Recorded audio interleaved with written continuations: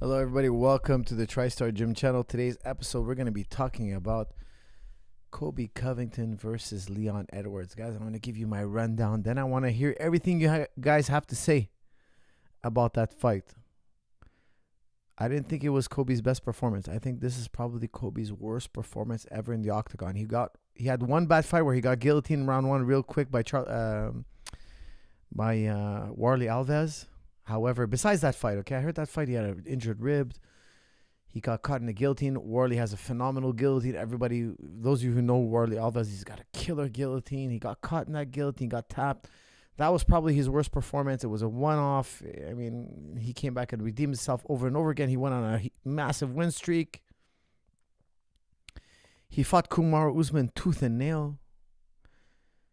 He did much better in those two fights than he did against Leon. Guys, the way I saw that fight, 4 rounds to Leon Edwards. 4 rounds. 1, 2, 3, and 4 goes to Leon Edwards. Colby comes alive in round 5. I'll admit, round 4 was close. I still gave it to Leon. Round 4 was close. Much better round for Colby. But he did barely anything in round 1. Nothing in round 2. Nothing in round 3, really. Nothing significant. He was getting his leg chewed up from the beginning. He got kicked in the head. Even though he blocked it partially, he still got kicked in the head. He got kicked in the body. He got toe stabbed in the body. Teep kick, the push kick to the body. Beautiful kicking ability by Leon Edwards. And he didn't shoot on any kicks until the 4th round. He backed up more than I've ever seen Colby back up in a fight. I mean, he looked nothing like himself. Okay, guys, I'm actually going to put up a poll. I want you guys to tell me. I'm going to tell you guys why I think he lost. But I want you guys to, let's take a little poll here. Why did Colby lose? Okay, look, why did Colby lose? I'm going to give you guys a multiple choice here. Okay, it's not going to be a hard test. Okay, let's go with too old. Let's put bad strategy. Bad strategy.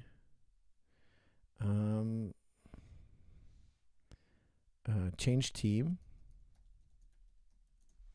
Actually, no, let's not put that. What else are you guys gonna say? You guys gonna say bad strategy, too old. What else is there? Bad strategy. What else you guys have a suggestion? Let's see. Okay, bad game plan is the same as bad strategy. What else you got here? Injury? Nah, I don't think he was injured. Ring rust. Okay, let's put up ring rust. Ring rust, that's a common excuse or reason. Or all of the above. Okay? Guys, I'm going to start that poll. I'm going to let you guys go hit that poll. Let me know. Was he too old? Is he getting too old? Was it a bad strategy? Ring rust? All of the above. Guys, he didn't look like anything he usually does. Colby Covington is known for his punching ability. He punches in high volume. Not that he's the biggest puncher, but he punches and he puts up numbers and he shoots and he out wrestles people and he out hustles people. When he fought RDA from bell to bell, save round 3. Round 1, 2, 4, and 5, he was all over RDA. He was pressuring RDA from the first round to the 2nd round. 3rd round, he kind of coasted. 4th round, he came back heavy. And 5th round, he came back heavy. Tying up RDA, putting him up against the cage, gut-wrenching him, putting him back down. Every time RDA got back up, he took him back down. He just stuck on him nonstop. He threw high volume of punches. His kicking was horrible, guys. Last Saturday, his kicking was horrible, horrendous. He's never been a great kicker. Colby's never been a great kicker, but his kicking seems to have gotten worse. The kicks he threw were very cringe. They were like, no, don't even throw a kick. If that's what you got, don't even throw it. You're just going to get countered. His kicking ability was really, really poor. He backed up more than he's ever backed up in his entire career. He fought Kamaru. Kamaru was a pressure fighter, heavy-handed pressure fighter, and he didn't back up that much against Kamaru. What happened to Colby Covington? He backed up. He threw very little punches. The first 2 rounds, he barely threw anything. He just kept defending. Really, really defensive. Actually, you know what? I wish I could edit that poll. I wish I could. It doesn't let me. I would have put. Did he get injured not injured. Like when somebody said injury in the chat room, I took it like, oh, he got injured before the fight. It could be Usman took away his chin. Could it be Usman now has turned Colby into a paralysis by analysis type fighter? Like he doesn't want to get hit again?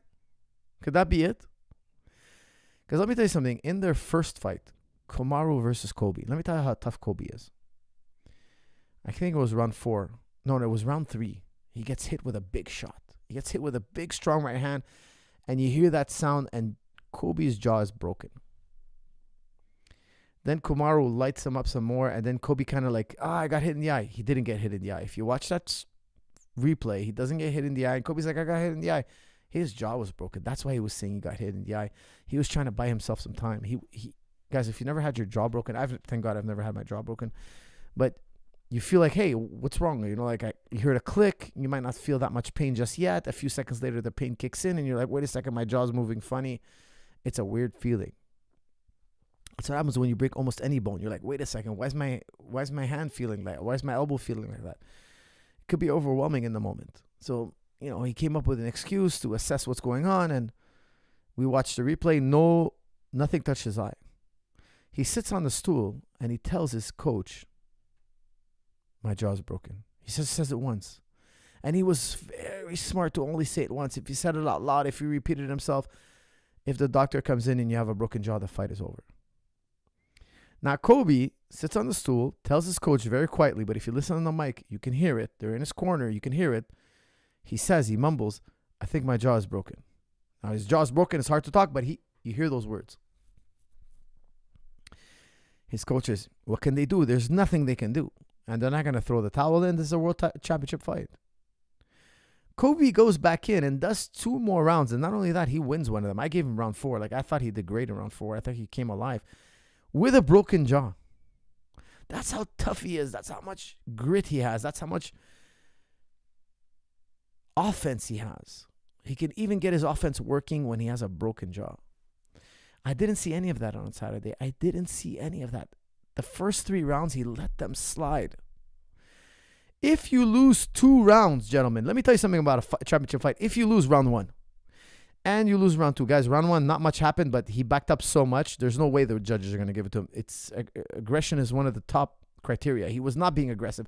He was delaying the fight. He was backpedaling. If you're going to backpedal and win a round, you better be scoring. If you're backpedaling, that means you're disengaging. If there's no engagement, that means you're the one disengaging. He lost round 1. He lost round 2. Let me tell you something. If you lose 2 rounds in a 5-round fight, now you have 2 choices. Either you win every round coming up, or you finish that guy. Is Colby a finisher? He's not a finisher. He's notoriously known for decision.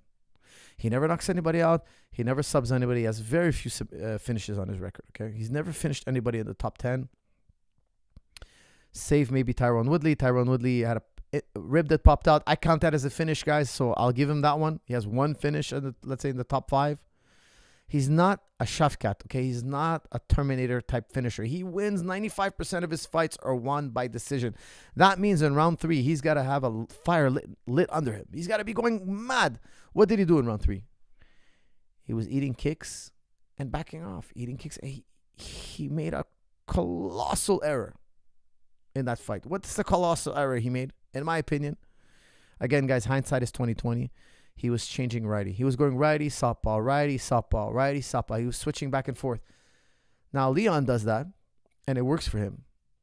Leon didn't switch as much as Colby. Colby's going southpaw, righty, southpaw. What's up with that? That's not a style for Colby. That's new. That's new in Colby Covington's system. If the classical Colby came in, fighting southpaw, high volume punching, pushing the pressure, he could have conceivably won. Why? Why do I say that? Because that's what he did in round 5, and round 5 was his round. Round 5 was his round. Guys, Leon Edwards hit a home run. He won 4 out of 5 rounds. It was a dominating victory. Colby, in my opinion, could have done a lot better. His major issue in the fight, my decision, is bad strategy. Let me see what you guys had. 25%. So 5% say he's too old, okay? I thought some of you were going to be like, coach is in his 30s. I agree with you guys. He's not too old. Bad strategy, 24%. Ring rust, 12%. All of the above, 57%. That's a pretty good answer. I got to admit, all of the above could be a pretty good answer, but I'm going to go with bad strategy. He shouldn't have messed around with going righty. He should have stayed southpaw. He went in with a very defensive posture. Okay, maybe for round one, guys, but we got to shake that style. You don't win fights like that in round two. You can't do that in round two. Especially don't do that in round three. He kept doing it in round three. He kept eating leg kicks and kind of shelling up. Dude, you got to go. Don't you understand? If you don't win round three, the chances of you winning now are like 5%. Very bad strategy. I got to say that I think bad strategy was the answer because it outshined every other criteria. Guys, that's my assessment of the fight. Rocky fought beautifully. Leon Edwards fought beautifully. He kicked beautifully. He punched beautifully. He wrestled beautifully. He grappled beautifully. His conditioning was on point. His best shining tool for that fight was, in my opinion, his kicks. The kicks to the leg, of course. The teeps to the body were fantastic. They were bothering Colby. Colby was circling. His body was red. And, of course, he threw some nice head kicks. But, you know, even they hit Colby in the arm, they partially scored. It was beautiful. After that, he had some beautiful counter punching that landed beautifully. And, of course, he even out-wrestled Colby a little bit. Now, I had guys in my pre-fight analysis, I was talking about how you can't think that Colby's going to come in there and out-wrestle Leon easily. It's going to be very difficult. Leon's a very sophisticated wrestler. I said he was a very underrated wrestler. And I got messages. You don't know what you're talking about. Leon is not a wrestler. Colby's a real wrestler. Colby's an All-American this. Colby's an runner-up in NCAA. Colby. Guys, I agree. Colby's a great wrestler. I'm not here to doubt that. Colby's a phenomenal wrestler. But you guys are also forgetting that Leon Edwards can also wrestle. He started in mixed martial arts, and he's not a dedicated wrestler, but he's been wrestling for over 10, 15 years. The guy's not it doesn't take that long to learn wrestling. If you train wrestling every day, you're going to get good at wrestling. If I remember correctly, he took Colby down just as much as Colby took him down. It was very even, very, very even in the wrestling department. And I would say Leon had a slight edge because he took the back, etc. Round 5, I do have to give it to Colby. He got on top, chest to chest, half guard. He kind of pinned Leon, but it was not in any way a one-sided wrestling match. It was very, very close. Whether you give a slight edge to Colby or you give a slight edge to Edwards, it was very close. The best wrestler in the division, arguably, is Colby, Usman, etc. These guys are among the top, and Leon is right up there. Leon is right up there. I had people writing me, oh, when he took down Usman, it was a fluke. No, that wasn't a fluke. That's a guy who knows how to wrestle, who took a very seasoned guy down by surprise. He surprised Usman, and he took him down. Now, guys, that's my assessment of the fight. I want to turn it over to you guys and let me know. Guys, we're only doing the fight right now. After that, we'll open it up to Ask Me Anything. Hi, Coach. Thanks for your analysis. Do you think Leon's speed frightened Colby? That's from Overlap 618. Yeah, he countered Colby beautifully with the hands. He kicked Colby several times. Colby couldn't even check. I don't think Colby checked one kick. His leg looked like a hamburger. He started switching sides. I didn't like Colby as a righty. Colby should have came out southpaw. I don't like Colby Covington as a righty. It didn't look good on him. He didn't have any defense. The thing is, look, you can punch and kick as a righty, but your defense is going to be lower. Don't forget, Colby's a natural southpaw. His wrestling leg is his right leg. He needs his wrestling. He needs his wrestling stance when he's boxing. That's his go-to. He's going to punch, and he's going to surprise you with those takedowns. And let me tell you something. In round 4, he did a beautiful takedown. Round 5, he scored a beautiful takedown. Breathtaking, beautiful maneuvers. Beautiful. He should have done that from round 1. Even if he doesn't score the takedown, he has a phenomenal cardiovascular capability. He could have kept the pressure on. Switching to righty was a horrible idea. He got his leg chewed up because he doesn't have the reflexes to defend from that position. He probably hit a lot of pads and felt good righty and felt good lefty. You forgot about your defense. Did you do a lot of sparring as a righty? I don't think you did.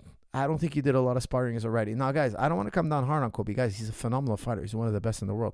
I just think that I was expecting the fight to be even closer. I called it 55-45. In my opinion, that night it was a 75-35. 25. Okay? It was really too one-sided. 75-25 in the favor of Leon Edwards. It should have been a lot closer. I think Colby should have fought as a southpaw, fought like classical Colby, and he would have had a better shot at winning. Okay, guys, I'm going to shut up for a while, and I'm going to let you guys now give me your comments and questions on the fight. He was terrified of Leon's speed. Had Colby opened up, he'd have gotten knocked out. That's from the Martin. The Martin, maybe it's possible, but what would you rather do? Let a world championship fight slip away from your fingers, or give it a try? Give it a try. Go for it. Go for the kill. Look, when I was working Arnold Allen's corner when he fought Max Holloway, it was a 5-rounder. It wasn't a title fight, but if Arnie had won that fight, he'd probably get a title shot. I felt we were down in round 5. I told him, fly or die. You got to go for it. You got to go for it. And he had his best round. Now, did he get hit? He got hit. We turned it into a brawl. Yes, I wish he had done it earlier. But we took a chance. You have to go for it. If he would have got stopped, he would have got stopped. But listen, he was losing anyway. We needed a finish. Now, it was his first 5-rounder. He was going up against Max Holloway. Max Holloway is, in my opinion, probably he's arguably the greatest 5-round fighter. He has most significant strikes. He's just a monster, man. Max Holloway he's a monster. It's insane to have your first 5-rounder with Max Holloway, a guy who's probably had, I don't know, like 15 5-rounders. Like, he does 5-rounders like he's taking a walk in the park. It's insane. Like, Max Holloway has had so many 5-rounders. And his volume and his pace, and it's just insane. His metrics, his numbers are insane. He's a gem. He's a really one of a kind. Dreamer Sam, who cares if you think? Oh, okay, now you're talking to someone else. Coach, did you chuckle when you saw Colby raise his hands at the final of the bell? Thought he won. That's from Tito. Yeah, I'm like, dude, you this is wishful thinking. Like, you lost. Like, I was like, whatever. Like, I mean, I don't have anything against the guy. I don't like what he said and did in the press conference. I think Leon Edwards gave a beautiful speech. He's like, he's using my father's death for entertainment. And he was talking about how he went in the back and he was crying. Like, Leon Edwards, the world champion, went in the back. He was so angry about that. He broke down and cried after. It's a very painful thing to have your father die. And then he was saying how, he had to calm down before the fight. I was telling you guys in the pre-fight analysis, I hope he doesn't come out and fight emotionally, because he can lose. He will, it's very possible. If you come out and you start fighting emotionally, you can lose a fight that you could have won. When you go out on a fight, guys, you want to be all business. You want to be cold like a computer. Unless you're losing, then sometimes once in a while I'll stir up a fighter's emotion, because I feel like, hey, he's outgunned here. Like, I got to pull out the desire in him to win, even if he's losing, even if he's in bad position. Like, there is a time where heart matters, guys. Don't get me wrong. Heart always matters. But there is a time where you got to push a guy's emotional buttons. I think you can get more out of him. But this is something I rarely ever do. That's like, I feel like we don't have any cards to play. And this is a card that can help him boost maybe 5-10%. Colby was grabbing at air half the time. LOL. That's from Kana. You're right. Listen, Leon landed, I would say, at least double the significant strike. At least minimum double. He doubled the numbers on Colby.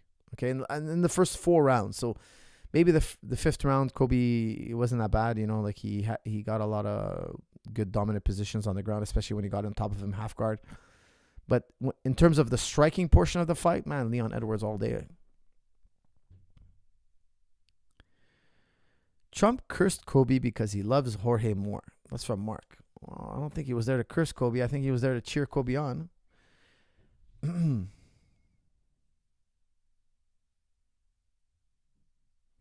Guys, make sure to check out jujiclub.com. I just released 50/50 Made Easy. Use promo code on the bottom of your screen, holiday50 off. Get 50% off absolutely anything. And make sure to pick up A Man's Guide to Throwing a Punch. Probably the best seller I've ever had. Everybody is absolutely enjoying it. Develop a boxing routine. I teach you how to warm up, how to practice your boxing techniques, and of course, how to do some conditioning. Comes with a PDF. And of course, I give you guys a whole bunch of boxing techniques to work on, how to use it on the bag, how to shadow, how to even deal with an altercation. If somebody's creating an altercation with you on the street, how to stand, how to defend, how to engage somebody in a potential self-defense situation. Make sure to check it out. Coach, do you think Shavkat will beat Leon? That's from Shahid. Guys, I want to just take a minute here and praise Wonderboy Stephen Thompson.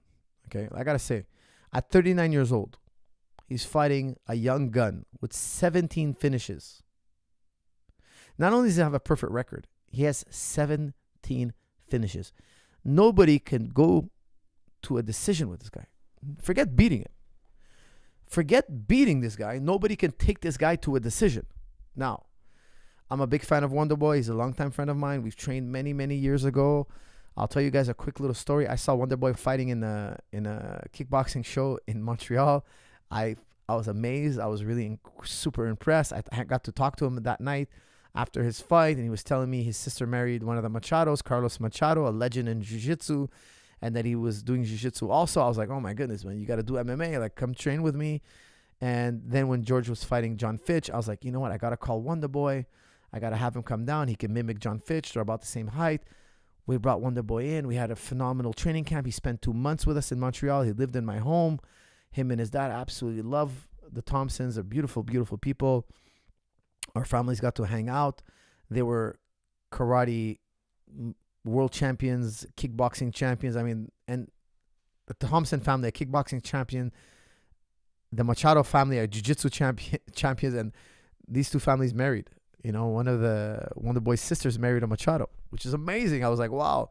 And at the time, I think he was a purple belt. He was already doing jiu-jitsu. So we brought him in to work with George. And I was like, you got to do MMA, man. You'll shake up the world in MMA. And I'm glad he took us up on that offer, because he started doing MMA. And he brought a lot of incredible fights to UFC. He had some incredible performances. Arguably one of the greatest strikers in MMA history. Now he met Shavkat at the age of 39, a young blood, a young gun, up on the rise, a phenom. Guys, I'm going to call him what he is. He's a phenom. I was watching Shavkat. I'm trying to understand what makes this guy so great. I still haven't understood, but he's great. I just don't understand how he does it. Guys, I've watched countless fights. I've trained countless hours. I've worked with so many phenomenal, talented fighters. This guy's very mysterious. Like, what is it about him that overwhelms these fighters? Like, Wonderboy is a phenomenal striker, phenomenal. And he was even slipping and countering Wonderboy. It was shocking to me.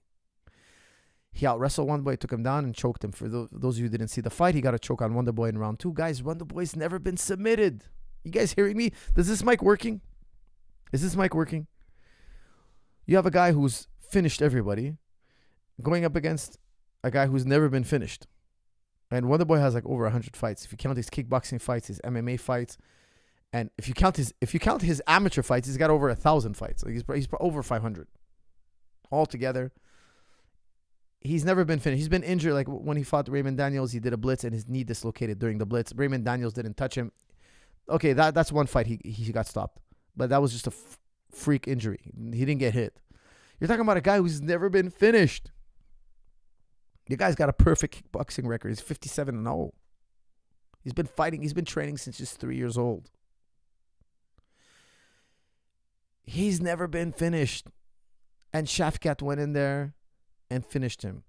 Shavkat is very special, but I want to give a special nod to Wonderboy. Not only is he one of the greatest to ever do it in MMA, in my opinion, he's the greatest kickboxer of all time. Not Muay Thai. I'm not calling him Muay Thai. Okay, guys, don't bombard me with emails. I'm talking about above the waist kickboxing rules, no knees, no elbows, kickboxing rules. In my opinion, he's the best ever. So I want to give him a shout out. I want to give him his respect. But Shavkat is something I can't understand. I'm intrigued. I can't wait to watch more of him. I can't wait to see what weaknesses this man has. He beat Leon Edwards. I can't say no to that. I cannot say no. I don't know. I'm going to find out like the rest of you guys. To me, it's insane. What he's done in the octagon is insane. It doesn't make any sense. None of it makes sense. Even his mechanics. Sometimes I look at his mechanics. His mechanics are not perfect. What is it about him that makes him so great? Time will tell.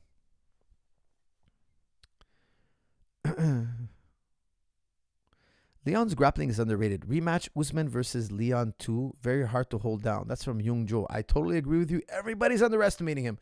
Oh, he's not a wrestler. Oh, his grappling. Dude, these guys can't take him down and they can't hold him down. Remember what I was saying in my pre-fight analysis? I was telling you guys, even if Colby takes him down, so what? So what? He's just going to scramble out. He's going to threaten Colby with subs. He's going to twist and turn. He's going to scramble out of the bottom. Colby is not the best finisher. He's a good holder, but he's not a finisher. And, his positionally, he's okay. He's just not great, on the ground. Like, George St. Pierre was very special because not only was he great standing, not only is he a phenomenal wrestler, but if he got you on the ground, it was like being under a hammer. Like, you're going to get killed here. You better be on point. You're lucky just to survive. His ground and pound was vicious. His submissions was vicious. His top control was vicious. George St. Pierre is a very, very developed grappler. Colby lit a fire in Leon's heart after talking about his father. That's from Hassan Haytham. I totally agree with you. But I'm very happy that Rocky controlled that fire beautifully. It didn't let that fire get out of control. Colby's a natural southpaw. His striking coach even said it. That's from John Locke. I totally agree with you. He should stay southpaw. That's his wrestling stance. It complements your striking. Your striking works really good because you're wrestling such a threat. When you're going righty, it just doesn't work. Your wrestling's not there. You're not a hard puncher. For some reason, you were being overly defensive this fight.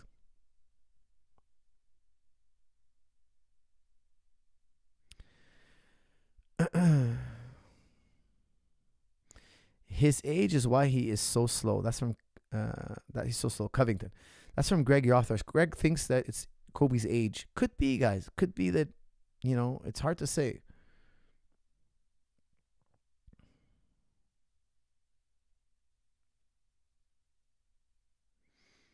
Pettis knocked him out. That's from Walid Nofal. You're totally right. I completely forgot about that. You're right. Anthony Pettis knocked out Wonderboy. Guys, let me tell you something. That shocked me. Like, I thought Wonderboy was winning, and then he does like a Superman punch and knocks out Wonderboy. Like, how could I tell you? If they fought 100 times, that will only happen once. That's my honest assessment. And I love Pettis. He's a phenom. But I didn't see him beating Wonderboy. Like, I couldn't see it. I didn't know how he could beat Wonderboy. Wonderboy got caught. You're right. I completely forgot about that fight. That fight, let me tell you something. My jaw dropped to the floor. I was like completely shocked. Hey, listen, it's fighting, man. But let me tell you something. Wonderboy beats Pettis in a MMA kickboxing. In my opinion, guys, 99 times out of 100. Like, I love Pettis because Pettis is smaller. He's much smaller. And when Wonderboy's got that reach on you, man, he just got caught. He got caught. Pettis won. No excuses. That was Pettis' night. You know how it is, guys. You know how it is in fighting. Pettis has been dropped. Pettis has been hurt. Pettis has lost fights as well. If you heard this, he would say, yeah, fighting is fighting. But that night he won fair and square, so I applaud him.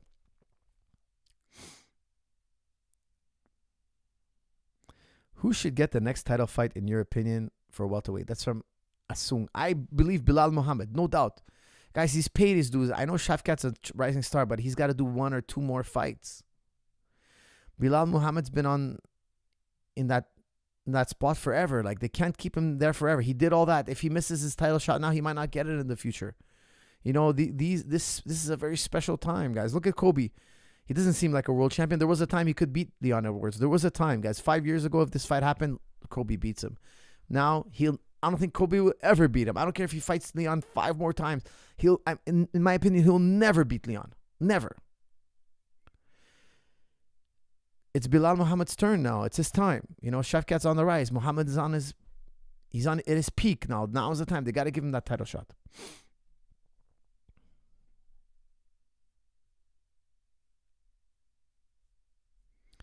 Guys, I'm always doing a mix of super chats and non-super chats. Who is the best fighter of all time who's never been champion? That's from Zubair. That's a really good question. I want to stay on the fight. I'll circle back to you in a little bit.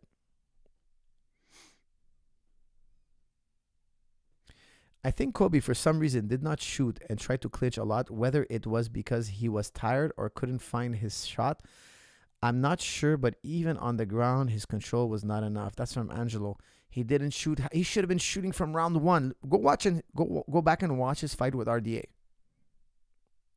Why didn't he try a strategy more similar to that? Just shoot, stay on him, shoot, stick on him. Come on, he's supposed to be a cardio machine. He's supposed to never get tired. When he fought Robbie Lawler, he threw countless punches. I mean, he set a record, I think, for punches thrown, and he was just like non-stop action, shooting, getting in the legs. Like, it was just chain wrestling, non-stop attack. What happened to him? I don't think he shot till like round 3 or something. And he took some horrible shots because his leg was chewed up, and he waited too long. He got his leg chewed up. He shot. It was sloppy. It's just like, look, we've seen. Look, we got to be honest now. Okay, I'm not trying to attack the guy. But we've seen Colby look a lot better. We've seen Colby do so much better than this. What happened? I don't know. I mean, he's got to go back, analyze his training. What has he changed? Classic Colby, I think, could have done a lot better. Shavkat even fought with ankle injury 25 days ago. Ligament avoided surgery. That's from Confidential. Okay, I can't confirm that. I don't know. Maybe he made that public, but I did not hear anything of the sort. But again, I'm not like reading MMA websites and stuff like that. Shiz, my boy, the top G of the chat, of course. Sub coach, casual fans, this is irrelevant to you. Shout out to my former champ, Colby, no love. Faced adversity against TJ. Then was KO'd more than once. And now look at him. Congrats on his big win by KO Cody. I miss Cody's fight. Let me go see Cody, no love. Love the apology. I bought the fight. I watched all the fights. I thought I watched all the fights, but on the Fight Pass, they didn't have Colby Garbrandt's fight, and I don't know why. He beat Brian Kelleher. Counter right.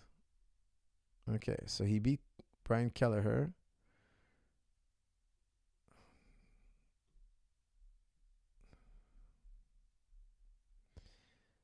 Okay, so he beat Brian Kelleher round 1. For some reason, I didn't see that on the list of fights. That's strange, but I would have definitely loved to watch Cody Garbrandt's fight. Colby looked fast and powerful. That's from Canna Chef Chris. I'll have to look it up because for some reason it wasn't on the Fight Pass.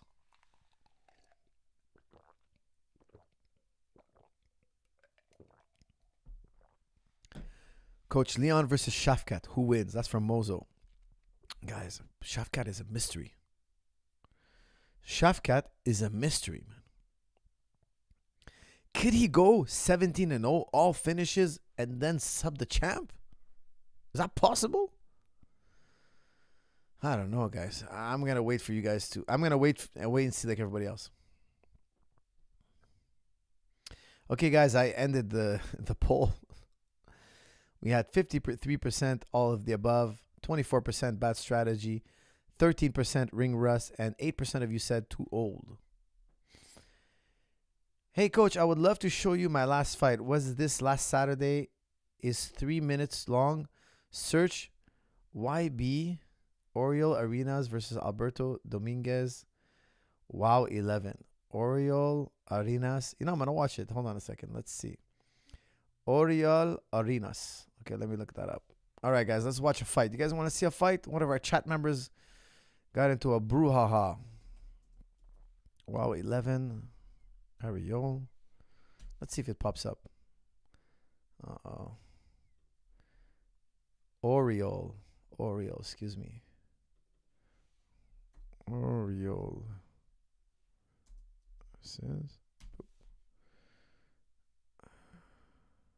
Oriol Arenas.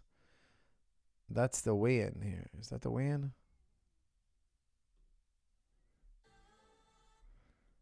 All right, Mr. Arenas. Oh, no, it's the fight. Look at that. All right. Let's see. Let's watch your fight. Let's have some fun here. I'm going to analyze your fight. Hold on a second. Is this an amateur fight?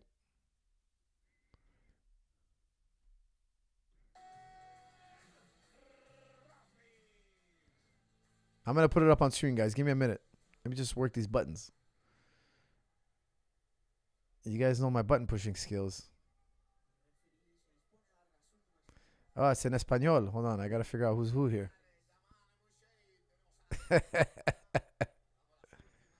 I love the Spanish commentary.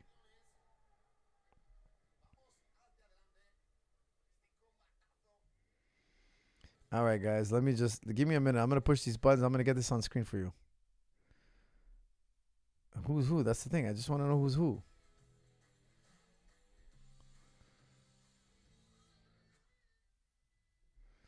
Who's who, man? Oh yeah. You guys are killing me. All right, video capture. Let's see. No. Cancel that. Okay, guys, I gotta go into my button pushing skills. Give me a second here.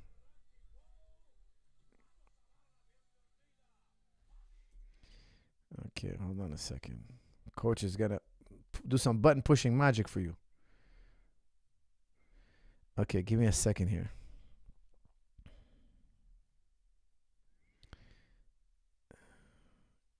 Button pushing magic coming right up, gentlemen. We're gonna watch a little fight here. I wish I had set this up before. Okay, let's see here. Window capture. That's what I need. T. Oh, okay.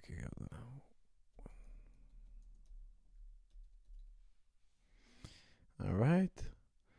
Let's see here if I can capture this window. Okay. Ah, damn it. Hold on a second.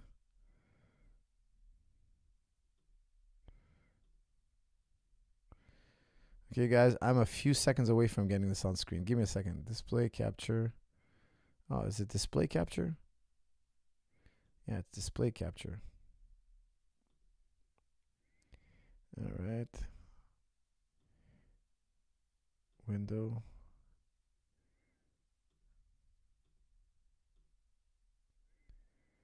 Holy moly. YouTube. Oh, wow, 9. This is it. This is it, friend. Ah.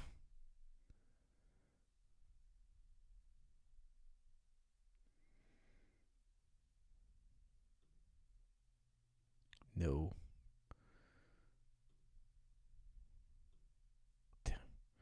Okay, guys, my button pushing skills are very, very poor. I don't want to ruin the episode here. Hold on a second. Display capture. Oh, here it is.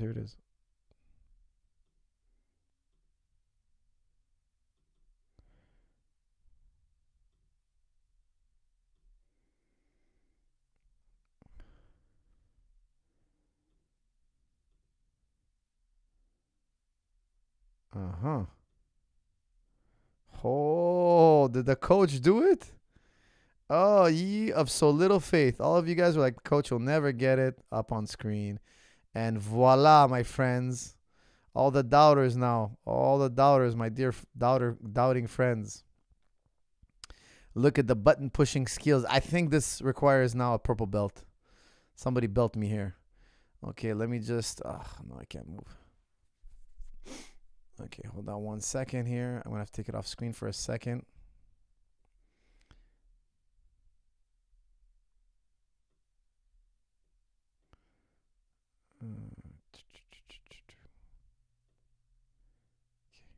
All right, just for 1 second, I'm going to have to take it off screen. All right, here we go. Coach's button pushing skills. All the doubters out there are like, Coach is too slow. He suffers from CTE. Coach can't do this. It's too complicated for Coach. Look at me now, my friends. Look at me now how I push these buttons. All right, now everything is in order. No. How did I lose it? Oh, that's video capture, display capture.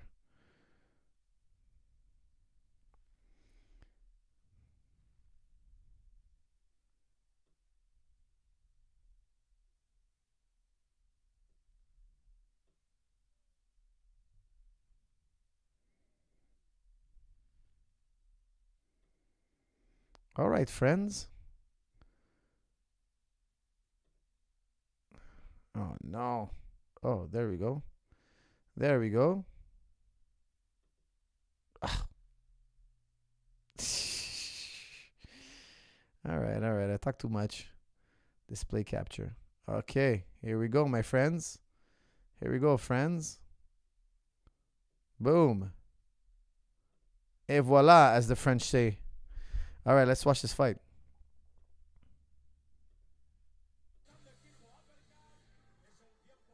Our boy in the chat room is Oriol Arenas.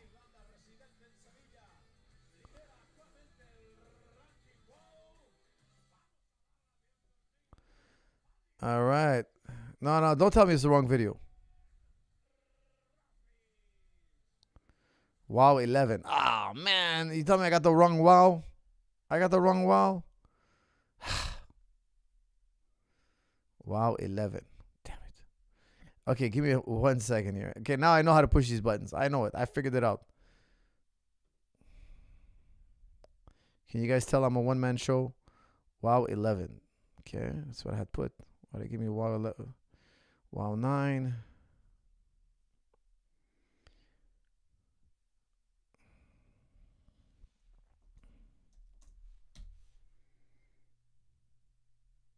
No, there's no wow 11.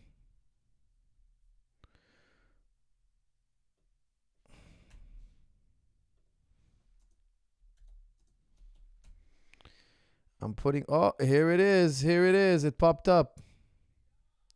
Oh, yeah. All right, Arena's in the blue. Video capture.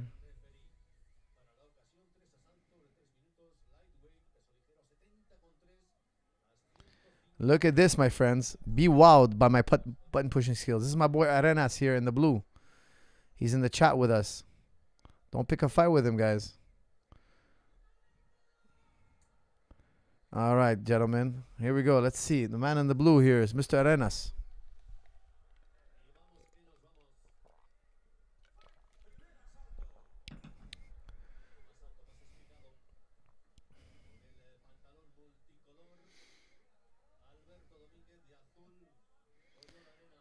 Domingos is in the orange. Ooh, throwing leather.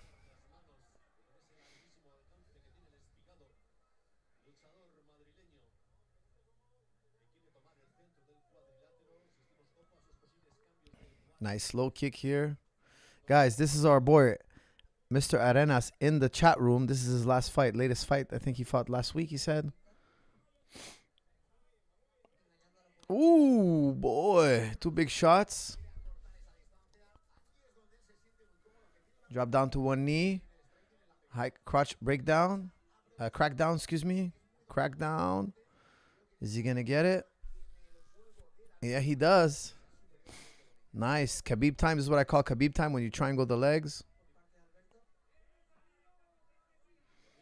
Back exposure. Hammer fist. No, not hammer fist. Just punching here. Oh, I wouldn't let him get up from there. Come on, you got to bring him back down. Oh, you unlocked your hands. You shouldn't unlock your hands here. Trap the arm behind the back. Foot stomp. Arenas, you're nasty, man. Nice. I like how you trapped his hand behind his back. Fantastic. 2-on-1. Trap the arm behind the back.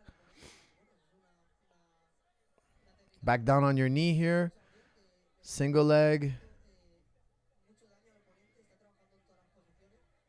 Hook the leg. Double. Very nice. Put him right back down on his butt.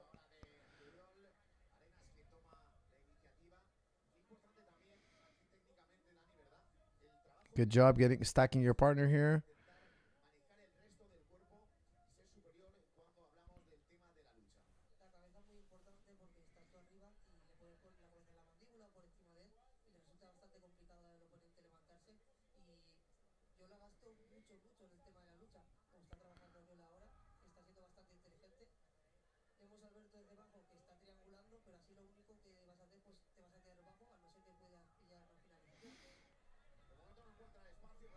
.35 seconds left in the round.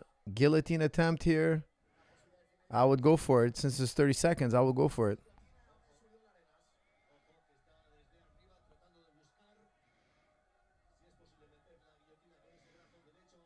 You lost control of him again. High elbow guillotine. Here it is. I think it's the end.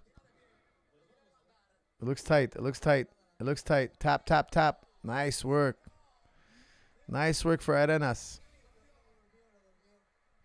Very nice victory. Guys, we got the real deal in the chat here with us.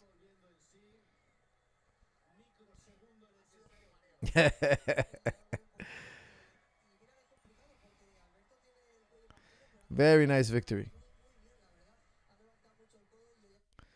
What can I say, guys? I'm impressed. Very good work. Okay, I'll give you a little comment about your fights, if you don't mind, okay? One, listen, you did a very good job. Congratulations on your win, but you lost control of really, really good positions, like over and over again. I'm not a big fan of doing a crackdown. Like when you do a crackdown, I find you expose yourself to a guillotine. So the first takedown you did, you could have got choked with the choke you won with. So you have to be very careful with those chokes. There are ways to defend the crackdown, of course, but the guillotine when you do a crackdown, but still they're very risky. I don't try to put my head in that position. You scored a nice takedown, and then you kind of went Khabib time, and you lost control of him. Why? Because when you triangle the legs the way you do, you got to sprawl. Your hips got to go down. You got to sprawl your hips forward. You would have held him down. You had him in a gut wrench, but you let him go. There's a lot of things there that you could have done to keep him on the ground. But overall, you did a very good job, pressuring him, chain wrestling him. And, of course, 30 seconds left. He's trying to get an underhook, getting to his knees. The right thing to do is go for a guillotine. There's 30 seconds left. What do you have to lose? You had already won the round. And, of course, it paid off big. So, great job, and congratulations on your win.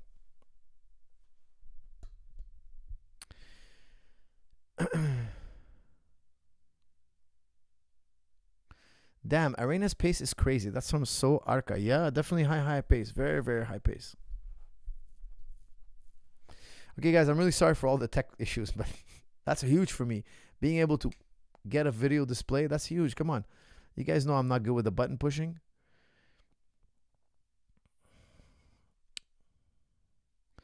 Okay, guys, we are now on an Ask Me Anything. Okay, guys, we can absolutely go anywhere. We did the fight. Kobe, I think classic Kobe didn't show up, and Leon Edwards was at his best, and it just made it for a blowout. Okay, guys, now I'm going to go to Ask Me Anything. We did 48 minutes on the fight. That didn't last that long. I mean, sorry, there wasn't much to talk about. Like, I don't want to do a complete technical breakdown. Look, Kobe got his leg chewed up, man. That was the end of it. He took away all his power, all his speed. And Leon, as expected, was too much in the wrestling department. Too difficult. Not an easy takedown. Super difficult. And if you got him down, it was like, what can you do with him? Coach, Cody had to win back his spot, and the UFC put him in prelims. Cody has good boxing skills, power, and so damn fast, but his chin has always been tested too many times since TJ beat him, which freaks me out when he gets hit. That's from Shiz. Look, you're right. He had a couple of losses, more than just TJ, but you're right. TJ put it on him twice, knocked him out twice. But don't forget, in their first matchup, TJ was almost knocked out in round one. And guys, TJ popped for EPO, and look, he probably was on more than just EPO. And it's not fair, that Cody probably got his career flipped upside down because some guy who's on juice, I mean, that's the thing about juice. It's not only will you steal a win from a guy, you can also ruin a guy's career. It's just completely sad. Please explain the chest wrap in a nutshell. Thanks. The chest wrap is like, think about when you have a front headlock, right? You have one hand on the chin, one hand on the tricep. You pull and you wrap two hands around the arm. So instead of having one arm on the tricep, one hand on the chin, you pull two around the tricep, and then you lock your hands, finger to lock, not palm to palm, fingers. And then you close your elbow so he doesn't do a peek out on you. And that's a chest strap. I really, really like chest strap. Was I talking about it in the last podcast or something? Is that why you're bringing it up? So for me, it's like, it's a double overhook from front headlock, fingers in S grip, lock, and then pinch your elbows in tight. And I love this grip. I do it every day. Every day I wrestle. Every day I put somebody in the chest strap. Why? It's super hard to break free. The guy underneath me, he can't just break free. He's got one move. He can do a peek out. Like, it's not much for him to do. He could try to double leg me, like if he's strong enough to open his elbows and double leg me, which is incredibly hard and difficult and rare to do because the guy on top has all the leverage. Or he could try to open an elbow and peek out. I mean, that's all he can do. Whereas if I grab a front headlock, the guy can arm drag me, take my back. The guy can high crotch and get in my legs. The guy can sit to guard and go to half guard and kind of like come up with an underhook like Damian Maia did against He did it against Gunny Nelson. He couldn't take Gunny down. He kept trying to take Gunny down. At one point, he shot on Gunny, got caught in a front headlock, pulled half guard. From half guard, came up with an underhook, and got Gunny down for the first time. Started breaking Gunny down from the top position. But that was the first takedown. He actually pulled half guard. He shot on Gunny. He tried to chain wrestle against Gunny. And guys, if you guys have never trained with Gunny Nelson, I had the privilege to train with him. He's very difficult takedown. Very difficult. Crazy good balance, like freakishly good wrestling defense. And Damian Maia pulled half guard. That's how he scored his first half guard takedown. First takedown. I guess you would consider it more of a sweep, but like he literally shot, missed, pulled half guard. So front headlock, so many things can happen to me. The guy on the bottom has quite a bunch of options. He could even like fireman's carry me. Like he can do a lot of stuff, freaky stuff. Chest strap, very difficult for the guy on the bottom to score.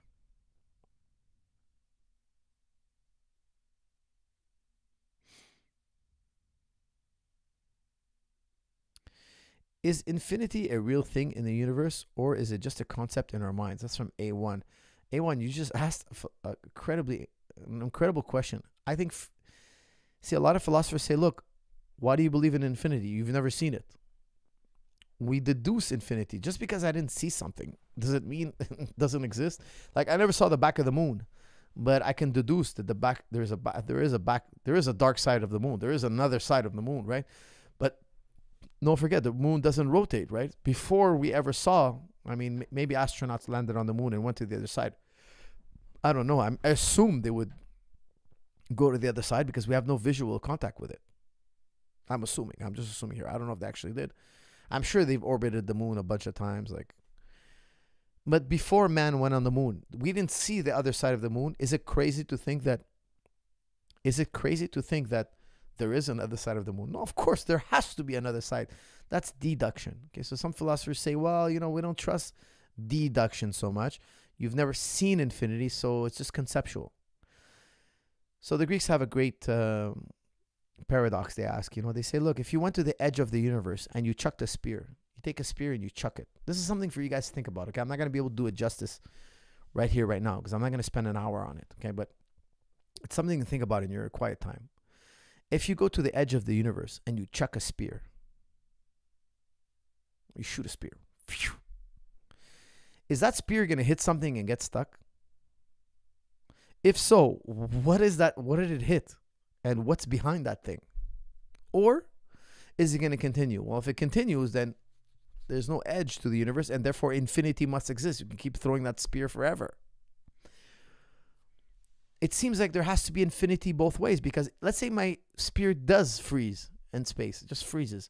Now I got to ask myself, what's making it freeze? That also is contingent. It doesn't have to be that way. It could have been otherwise. Therefore, there must be a cause to this thing. The infinite regress keeps going. Excuse me. So it's like, it seems like either answer we give, infinity has to exist. Again, these are deductions. We never experienced infinity. Now, I believe we did experience infinity. I'm an innatist. Okay, I'm somebody who believes in innatism.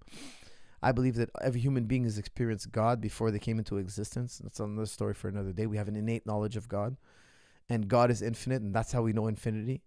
However, it's true. We've never seen infinity. I believe that our ideas in infinity comes from direct experience. That's why we talk about infinity. If it wasn't the case, then we wouldn't be even able to talk about infinity, because we'd have no experience about infinity. You can't talk about things you have no experience of. That's another, I would say, commonly accepted axiom in philosophy.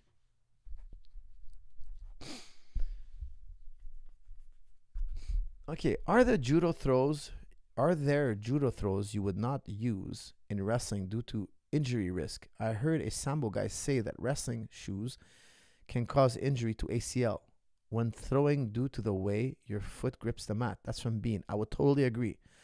There are throws you can injure your own knee if you're wearing wrestling shoes that twist.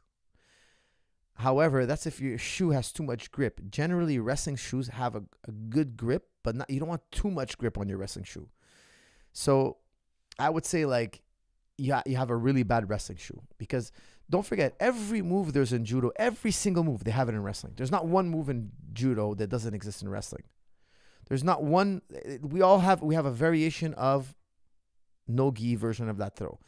You just don't see them as often because obviously in wrestling you can grab the legs. So, the top wrestlers also focus heavily on grabbing the legs. If you buy a wrestling shoe, don't buy one that's overly grippy. Buy a regular wrestling shoe. Sometimes they come out with these new wrestling shoes and it's like this new technology. You want your shoe to have good grip, not phenomenal grip, because your foot can get stuck in the mat and you can injure your knee. I think you can have a poorly designed wrestling shoe and injure yourself. That's a possibility. But if you buy a regular wrestling shoe, I wouldn't worry about it. As a coach, how would you go about planning a fight against Merab? Dude got crazy cardio and shuts down any game plan people attempt. That's from Dre Fitness. That is true. Honestly, his cardio is ridiculous. Like, he shot on Aldo, I think it was like 15 times, and he didn't even get one takedown. But his pressure, his constant pressure when he fought Peter Yan, just constant shooting. I lost track of how many times he shot on Peter Yan, but it was just an insane amount of entries. Actually, I don't want to say how I would fight him. I got to keep that to myself. But I think I would have a good strategy for him. But again, he's an incredibly difficult guy to fight. It's ridiculous. Coach, did you have karma? Coach, you don't have karma as one of the poll reasons why Colby lost? That's from Joseph Arman. Yeah, I guess I could have put that up there. It would be interesting to see what you guys say.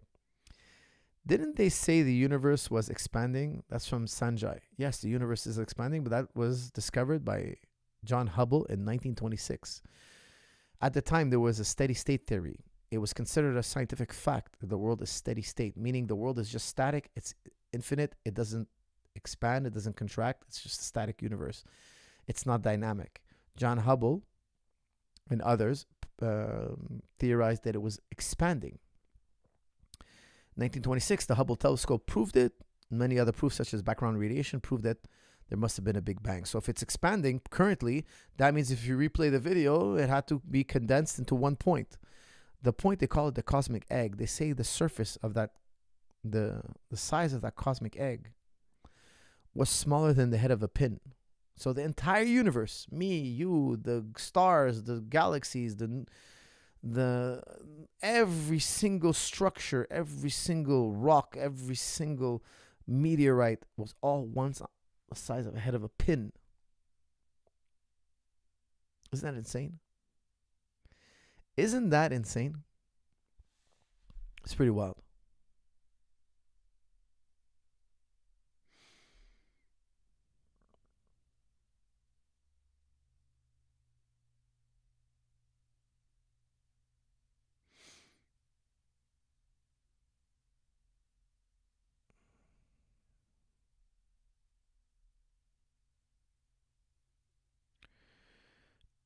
Why did Leon kick the thigh and not the calf? That's from Zach.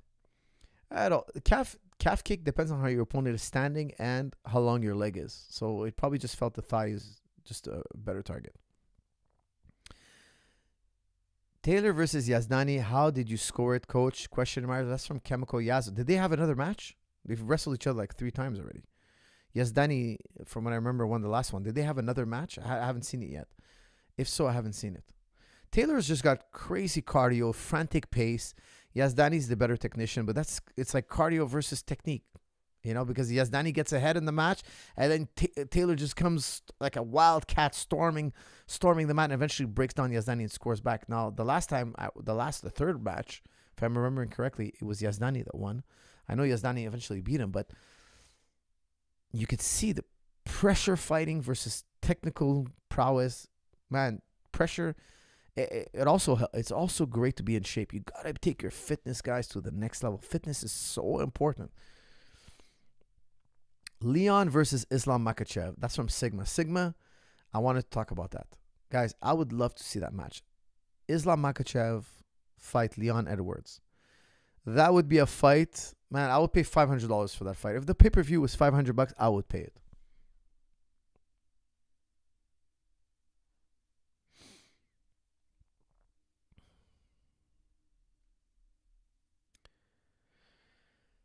Disagree with Dana White. He said Kobe got out wrestled. Leon had good moments on the ground. It lasted a few seconds. Good takedown defense, but Kobe still had more success on the ground and made the single leg takedown easy. That's from Shiz. I can't say he took him down easy, even with the single leg. No. I have to go.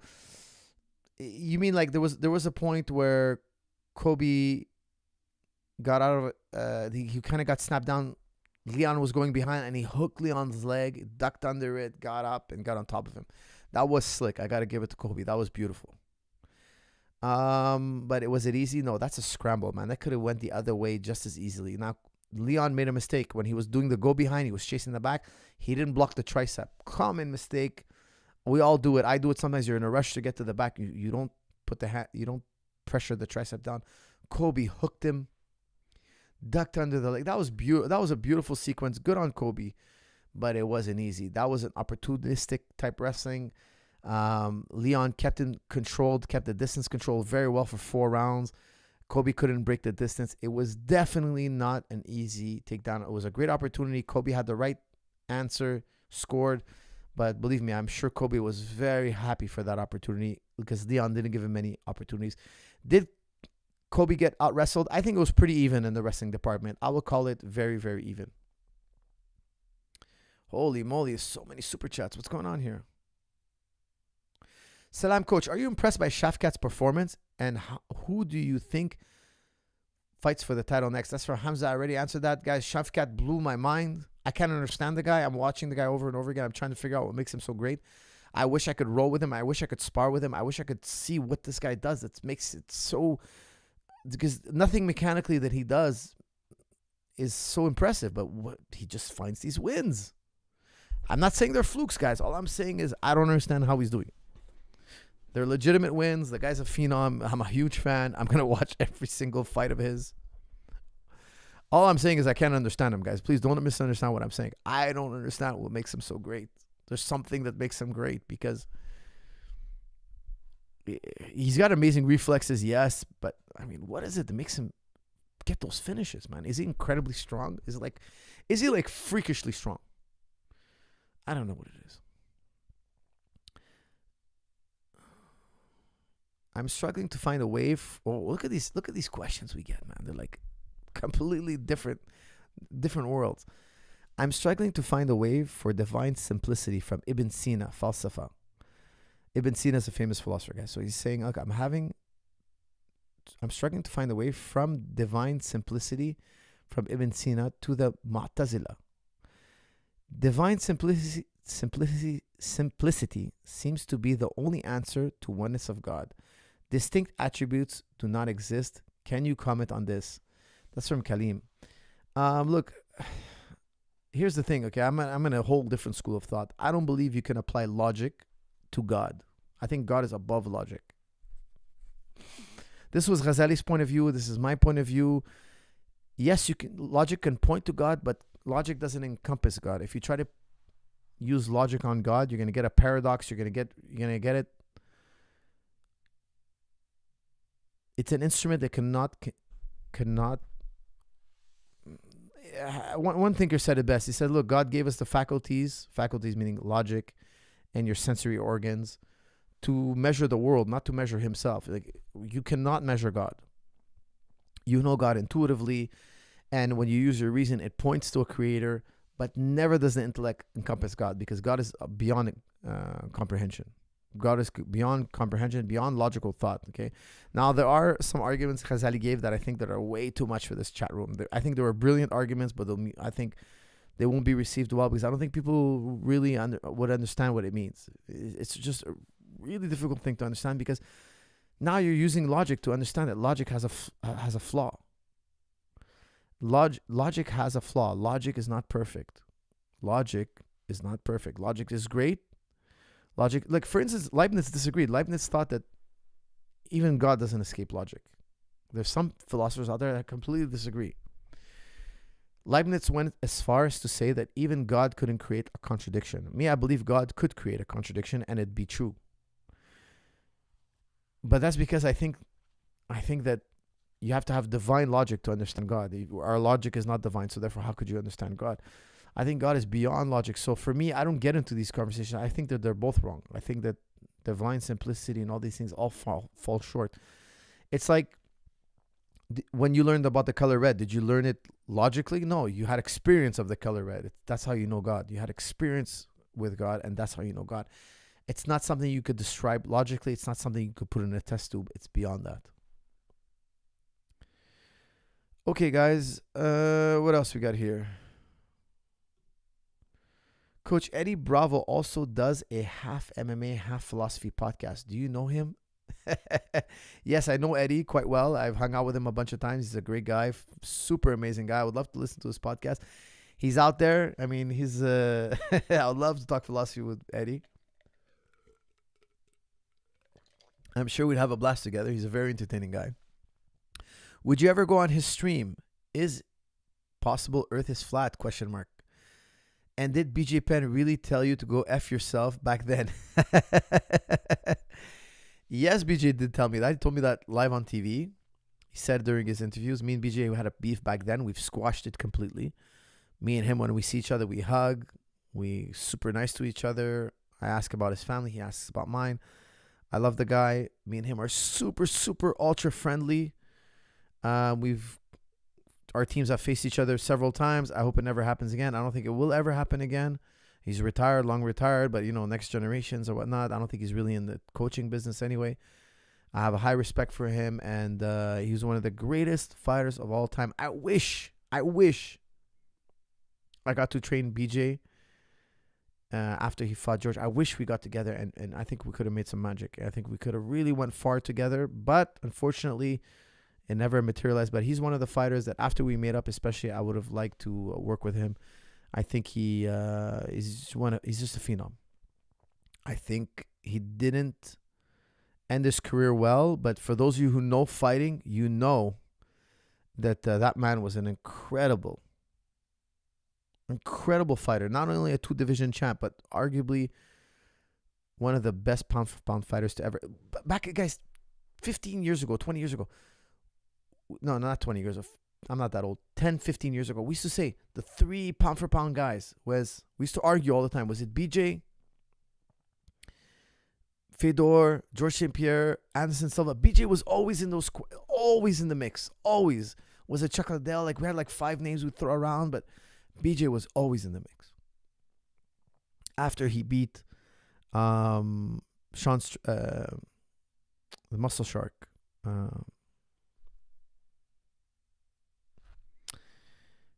Hold on a second. How could I forget that name?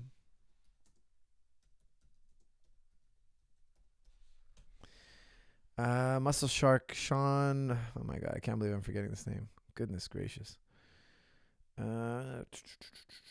Sean Shirk. Oh my God, what a man. He got busted on steroids, but what a crazy fighter.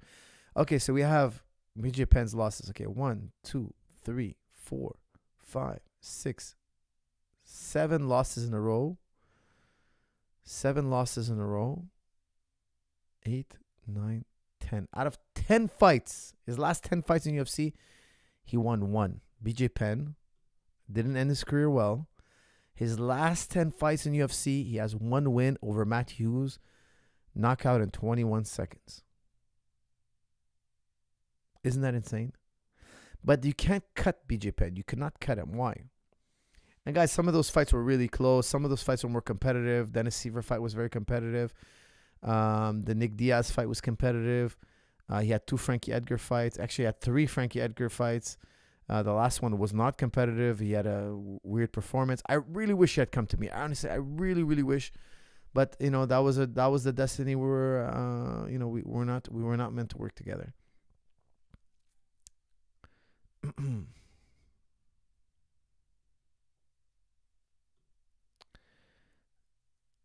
Salam, coach. Your insights on the matter has what? Oh, on the matter or on matter?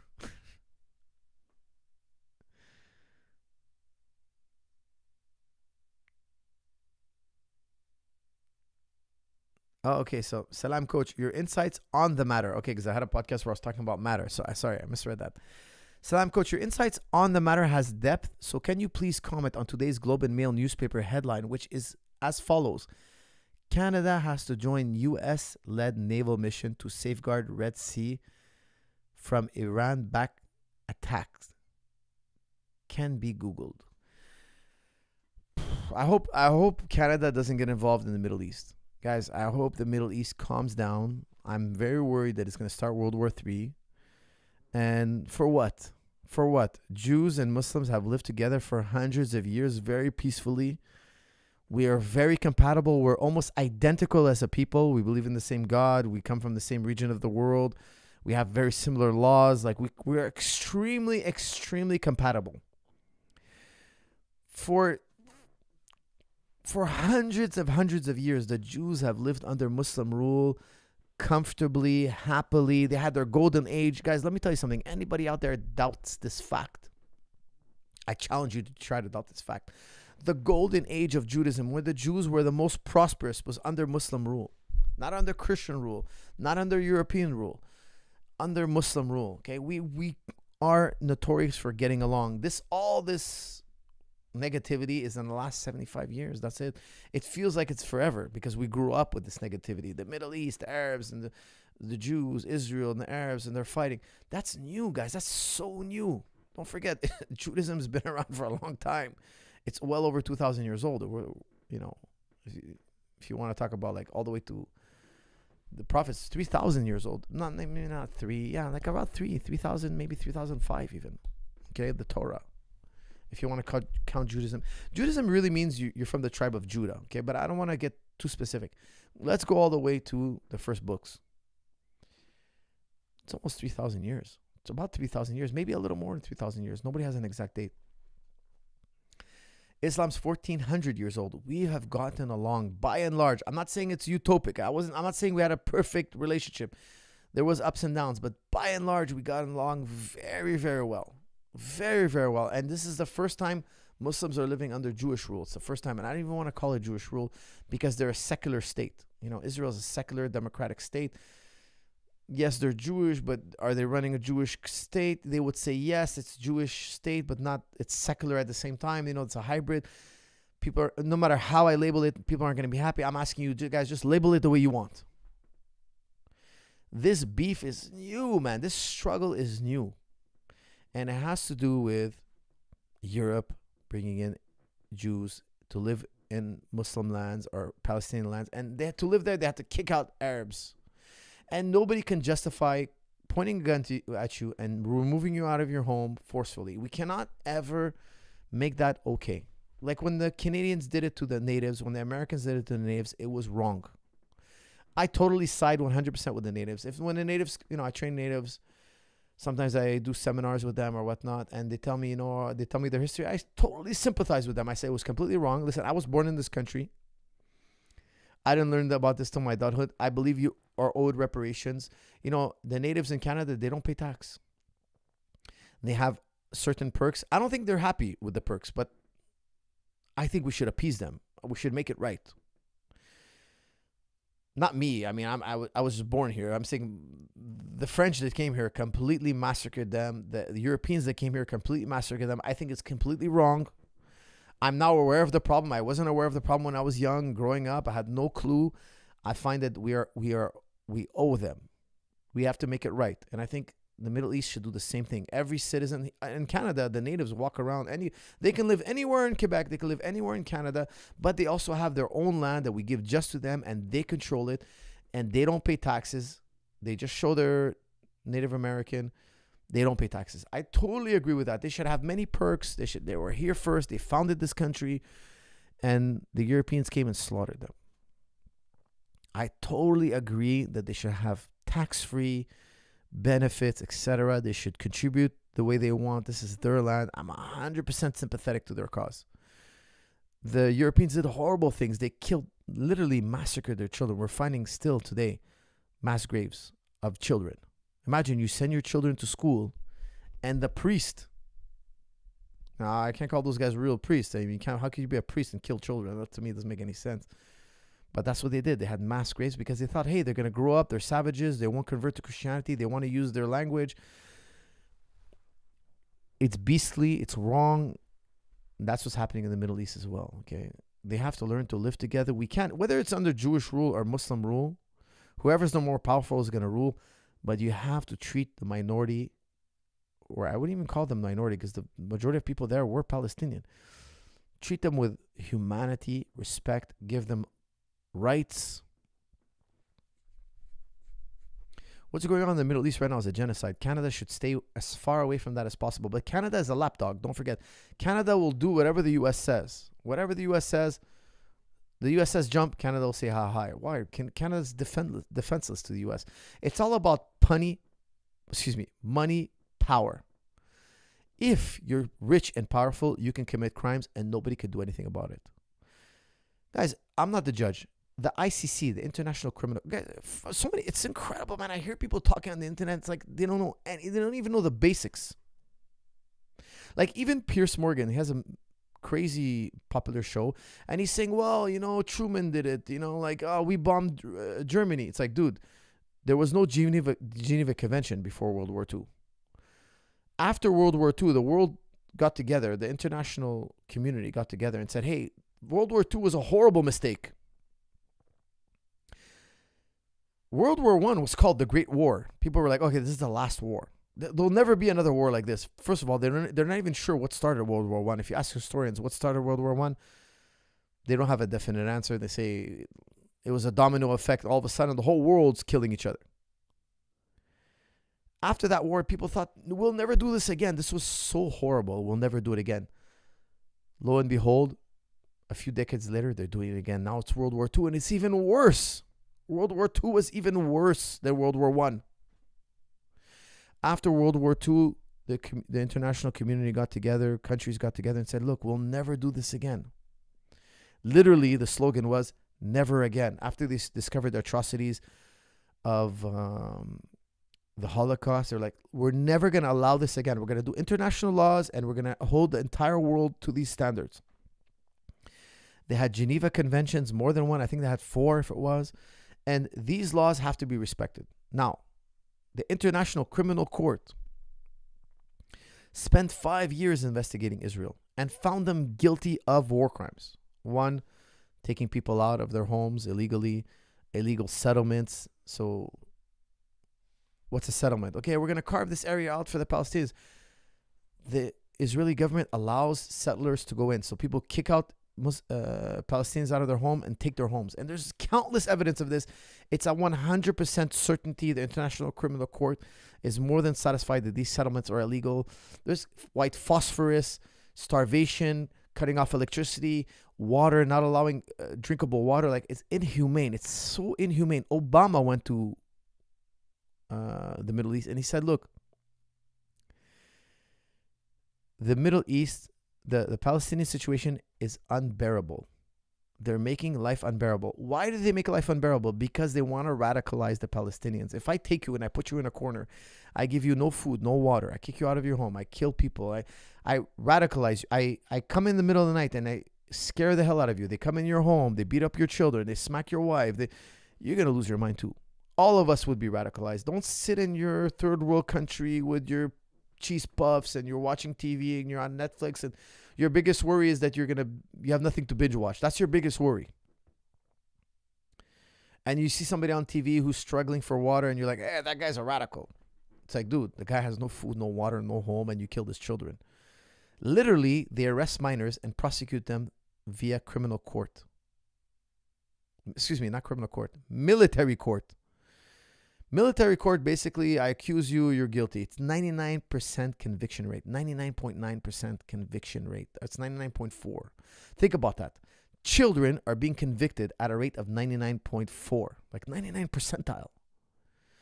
I saw a video of the Israeli Defense Force arresting, no joke, a 2-year-old child. There's a lot of ex-IDF, Israeli Defense Force, that come out and say, look, I think it's totally wrong what they did. I forget the name of the corporation, but they're saying, look, we're encouraged to terrorize and make them fearful and radicalize them and drive them crazy and antagonize them because Israel doesn't want a two-state solution. The whole world wants us to live together. They want Arabs and Jews to live together, make two states, and that's it. Stop killing each other. Everybody has human rights like the rest of the world. The government, the current government of Israel is ultra right-wing. Literally, the Security of National Defense was literally convicted for terrorism, Ben Gvir. A horrible human being, a despicable human being. An ultra right-wing psychopath. He literally tried to convince Netanyahu not to differentiate between civilian and militant in the Gaza. Like, just bomb everybody indiscriminately. Totally insane. The guy was literally convicted for terrorism, wasn't allowed to join the army because his views were too extreme. And now Netanyahu puts him as his right-hand man. Total insanity. The government, people in the government, Israeli government, calling for massacres, calling for flattening Gaza, turning Gaza into a parking lot, eviscerating everybody there. The president of Israel saying, imagine this, he's saying, we got to stop this rhetoric of innocent civilians. Like, are you trying to tell us there's no innocent civilians? He's saying, yeah, we got to stop talking about innocent civilians. That's insanity. That flies in the face of international law. And you don't have to say, Coach, who are you to judge if they're war criminals or not? I'm not telling you. I'm telling you the ICC, the International Criminal Court. Look it up. Did they do a 5-year investigation that showed that beyond a shadow of a doubt, Israel has committed countless war crimes, but they can't do anything about it. Israel sees itself as above the law. I think, what's the solution? We got to bring Hamas to the international court. We got to bring the Israeli government to the national court. A lot of people are going to go to jail. And so be it. Good. Let them go to jail. We can live in peace. We can live with human rights for everybody. This is not a hard thing. It's these two radical governments. Guys, I heartfully condemn the killing of any civilians. I don't care who does it. I condemn October 7th. I condemn the killing of innocent civilians on October 7th. Hamas claims, we didn't order killing of civilians. So then punish the soldiers that did. Because they claim, look, we opened up the border and a bunch of people who are not with Hamas crossed the border and they started killing innocent civilians. Well, you didn't control that border. You opened up that border and you didn't police it. You let everybody through. Like, you created a security risk. Or at least campaign on that, saying, look, we condemn the people who killed innocent people. Like, it's just not right. It's completely wrong. You cannot kill an innocent human being. It's not only haram, it's also illegal. Needless to say. Now, I think everybody who committed a crime on October 7th should go to jail, prosecuted. Personally, I would give them the big, that's how I would punish them if I was the government. If I had a video of a guy shooting innocent people, for me, he'd be done. But the same should be true to Israeli government. Israeli government's killing innocent people. Even by Israel's own numbers, they say they've killed 61% civilians. I think it's 95%. How do they know? They're dreaming 61%. Dreaming. It's a highly populated area, and about 50% of the population are children. It's an insane bombing campaign, a Holocaust, a genocide happening before our eyes. And the world accepts it. Why? Because the U.S. is so rich and powerful. Now, I'm going to say one more thing. Israel, if they were truly a moral army, they would have evacuated the north. Even I would say, okay, if you're going to do a military project and you bomb the north, but you told everybody days, look, we're bombing the north 5 days from now. Yeah, Hamas is going to leave too, sure. But all you care is about eradicating their infrastructure. They have tunnels. You can go. You can eradicate their tunnels. You can fill them up with that special foam that they have. You could fill it up with seawater to a certain degree without drowning your possible hostages. You could do 101 things. But what did they do? They evacuated the northern Gaza. They gave them only 24 hours, which is impossible to evacuate 1 million people in 24 hours. It's impossible. There's old people, there's women who are pregnant, there's children, there's little infants. You want them to walk miles and miles? Are you insane? It's the most densely populated area in the world. It's literally the most densely populated area in the world. It's a giant prison. They have nowhere to go.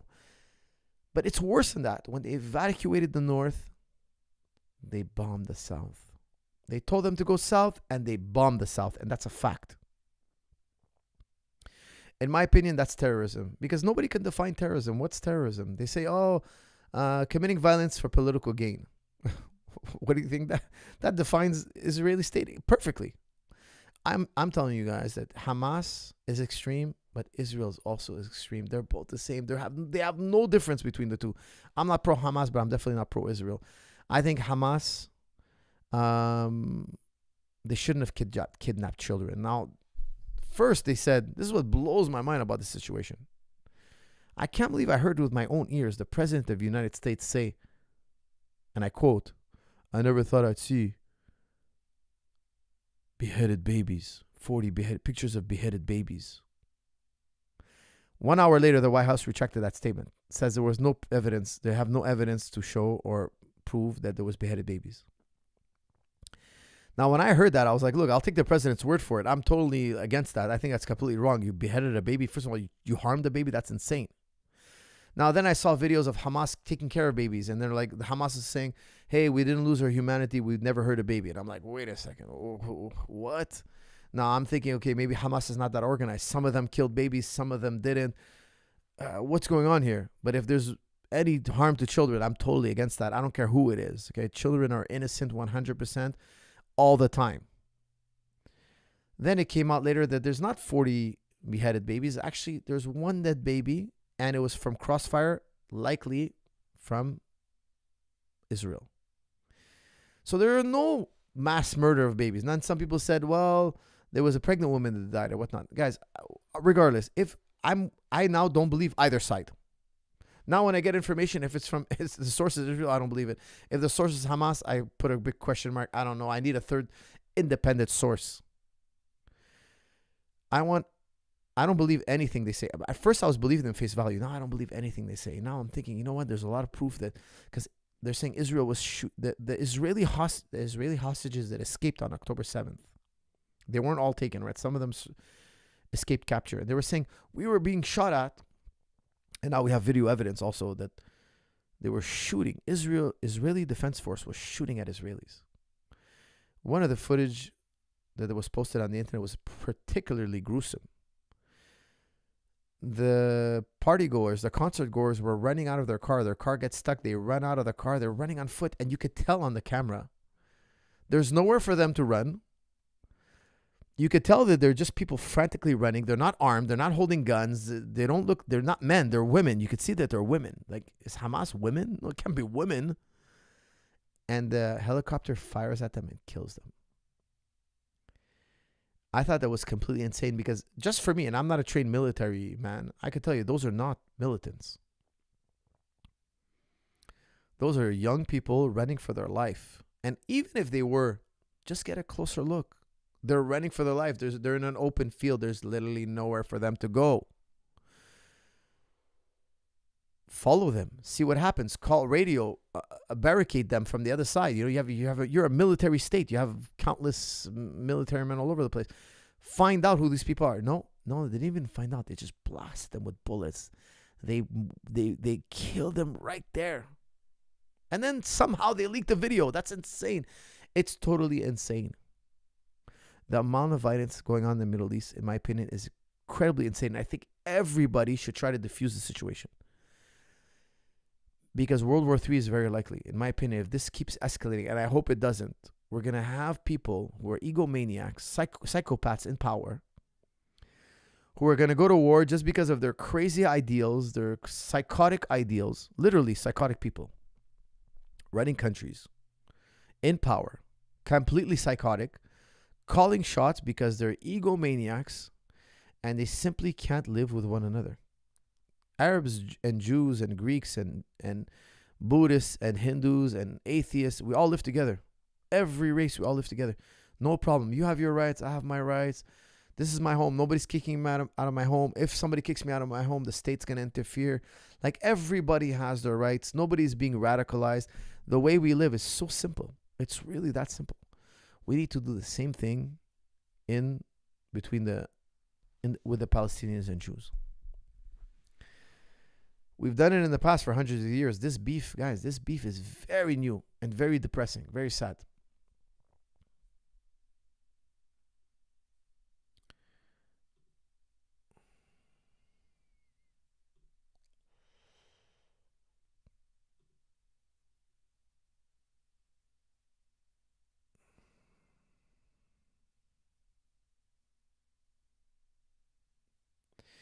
They bombed precise spots in the south. That's from Pierre Larivière. That's totally untrue.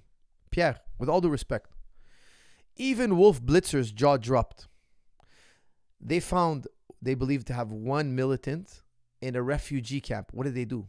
There was literally an area of 400 or 500 people. They bombed to kill one militant, suspected militant. They're not even sure. The guy wasn't brought in front of a court.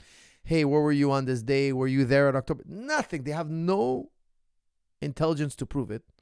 They just think, oh, that guy's a militant. They bombed the refugee camp, which is illegal, guys. By the way, that's a complete international, 100% against international law. 100%.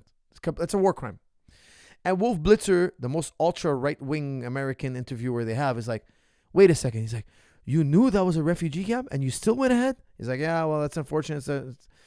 That's the collateral damage. That's war. Even Wolf Blitzer couldn't believe him. It's not true. They bombed the South indiscriminately. We have eyes, guys. We see the footage. We see little kids being buried and buried alive. They're dying. They're buried alive. They're being dug up in the ground. The death toll is 20,000. Cut that in half. Even if it's 10,000, that's ridiculous. Even cut that in a quarter. If it's 5,000, it's unacceptable. But even we have eyes, guys. We follow the news every day. If you follow the news, read the articles, the devastation is unheard of. And the fact that they blocked water, electricity, and food, that's also a war crime. Guys, you cannot have collective punishment. You cannot punish a whole people for a small group of individuals that committed a crime. That's called collective punishment. That's also a war crime. Guys, I saw footage the other day. Just literally the other day, seriously, no joke. The IDF, the Israeli Defense Force, was literally arresting a 2-year-old. Literally, the 2-year-old was crying. Finally, some young kid ran up and an adult ran up and rescued that little kid. And the soldiers were fighting off the adult. They're like, hey, the child is 2 years old. Was he throwing a pebble at you? If I was the head of a state and one of my soldiers did that, I would reprimand him horrifically. Like horrifically. I would kick him off the force, but I would reprimand him. I would give him jail time. They're purposely radicalizing the Palestinians. Even Obama. You want to go against me? Fine. Go against Obama. Obama literally has CIA access. He says life is being made unbearable to the Palestinians. He even said this. He says, look, if you met those Palestinians, those young kids, you would want them to succeed. He said, look, they're not inhuman. You would want them to succeed, but you're giving them nothing to live for. 50% unemployment rate. What's the jobs that they have? They get to go work for Israel. So they're slaves. It's a modern day slavery. It's prison. Okay, how about we replace the word, let's do a thought experiment, okay? Let's replace the word Palestinian with black. Let's replace the word Israel with America. Okay, let's say in America they said, hey, you know what, these black people, we're not going to let them live among us. We're going to put them in this prison. It's going to be about this, 20 this many miles long. It's very small. We're going to cage them in this prison. We're going to blockade them. We're not going to give them clean water. 80% of the water is going to be undrinkable. We're going to count their calories so they don't starve to death, but they don't have any strength. Like their life is really, really tough. Most of them are hungry all the time. And we're going to cut off their electricity 20 hours out of the day. We're not going to allow them certain books. We're not going to allow many to have higher education. They're going to be checkpoints everywhere. And if they're black and they were born in America, still they got to go live behind that wall. And anybody around the world that could show ancestry, they can come live in America, except if they're Arab. If you're Arab, you cannot. Oh, sorry, not Arab. If you're black, you cannot. Would you call that racist? I would call it racist. But then they're going to say, oh, well, the blacks are savage. You wouldn't say that. You wouldn't accept that. We've already been through this process with the black people, is what I'm trying to say.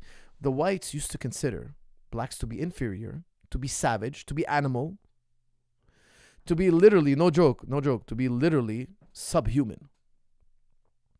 Therefore, they cannot live among us. Now, today, we find that to be absurd. We've had a black president in the U.S. We've had black scholars. We have black doctors. We have black lawyers. We have blacks in every facet of success. And of course, there's still apartheid-like situations in the U.S. And yes, the black community has been severely harmed through Jim Crow laws and the fact that they were mistreated the fact how they were brought here, they were put down for many, many years. The damage has been done. Okay, they've been secluded already. There are what I'm saying happened to the Palestinians happened to the blacks also in the U.S. to a certain degree. And I understand it's a very touchy subject, but I'm telling you, it was wrong, and it's also wrong when you do it to Arabs. It's also wrong when you do it to blacks, whites, every human being. It's wrong. Okay, everybody deserves human rights, and every human being would be radicalized. You would be radicalized if we did that to you too. That's what people need to understand. Is what happened on October 7th is not because they got up and said, hey, you know what? We're crazy. We want to kill people. No. It's because October 6th, October 5th, October 3rd, October 2nd, all the way to 75 years ago was a horrific living situation for the Arabs. The Arabs have been subjugated, humiliated, tortured, arrested, beaten, starved, bombed regularly. You know, like, God forbid, man. But when you have children, a lot of you guys are young out there, when you have kids and you're holding your baby girl in your hands and you tell yourself, hey, what if somebody came and kicked me out of my house and killed my baby girl? What would I do? You would go nuts. You would lose your mind. There would be no consoling you. There would be no convincing you to take a peaceful road. There would be none of that. That's what we're asking the Palestinians to do. It's a very tall order. The Palestinians need their human rights, their justice. And Israel, it's not a sustainable formula. Like, if I was the head of Israel, I would tell my cabinet, I would tell them, guys, this is unsustainable. It's only a matter of time before our military advantage is no more. We're not going to have this military aid forever. We're not going to have the military advantage. Eventually, the Arabs are going to get together. They're going to have more guns, more airplanes. There are 2 billion of them. They're going to far exceed us in number in the future. By the way, the Israeli population is growing, but nowhere near the speed of the Arab population, nowhere near. And the Arabs are quickly advancing in technology, blindingly fast. In the next 10 years, the whole situation is going to be different. Maximum 20 years. Think about it. In 20 years, Israel is going to be surrounded by a highly populated, highly sophisticated people all around 360. They're surrounded 360 degrees by a people now. They're going to match them or supersede them in technology. And not only that, their biggest supporters, America, they're going to have a strong population of Arabs there that they can't displease. And Europe, look at Europe. Europe is full of Muslims and Arabs, full. Like, France cannot back up Israel. They will get destroyed. They have 6 to 7 million Muslims in France. England, the same thing. The number one baby name in England is Muhammad. Like, there's so many Muslims in England. If England dared, if England was pro-Israel, started like going to support Israel, they would have chaos at home. A few months back, that Algerian kid was shot in France, and they caught it on tape. A police officer shot a Arabic kid in the chest, wrongfully so. That guy, I hope he goes to jail for life. Then in the report, he tried to say, well, the kid was trying to run me over the car, so I shot him to get out of the way. Like, then you watch the video, somebody filmed it. It wasn't that at all. He had pulled over the kid. He was on the side of the car. He was nowhere near in danger. As the kid drove off, he shot him. The cop committed murder. He was a young kid, maybe 17 years old. Yeah, the kid was in the wrong, but you follow him in the car, you blockade him, you arrest him, you put him in juvie. 5 years later, he's out of juvie, and he's like, what was I doing? I was a crazy young kid. I would never do that again. Like, you don't shoot the kid point blank in the chest. Anyways, that French cop created chaos in France. There were riots for I think 6 weeks, man. They were going to burn that city down. That was one death. Like, you can't just go and murder a particular race. Like, there are millions and millions of black people around the world, Hindus around the world, Pakistanis around the world, like Asians around the world. You can't just go and discriminate against one group, because over time they're gonna want payback. They're gonna be angry with you. You know what I mean? Especially if we live smack dab in the middle of their territories. It's an unsustainable. And of course, Israel knows that. That's why they're trying to better their relationship. They're trying to normalize their relationships in the Middle East. But this complete, and I wish there was human rights for all, and things would become way more normal, because this is absurd. We're completely going in the wrong direction. But it's an unsustainable, and for certain, in my opinion, down the line, going to be highly unsuccessful. There needs to be a change. And the change is going to start with, hopefully, a change in government. Because Netanyahu's government, they're all psychopaths. They're all psychopaths. They're heartless, psychotic, bloodthirsty criminals. They are. They're no better than Hamas. Somebody give me one difference between the Netanyahu government and Hamas. Somebody give me one. I've asked this so many times publicly. I still haven't gotten one difference. I'm waiting. I'd love somebody to put me that in the chat, please.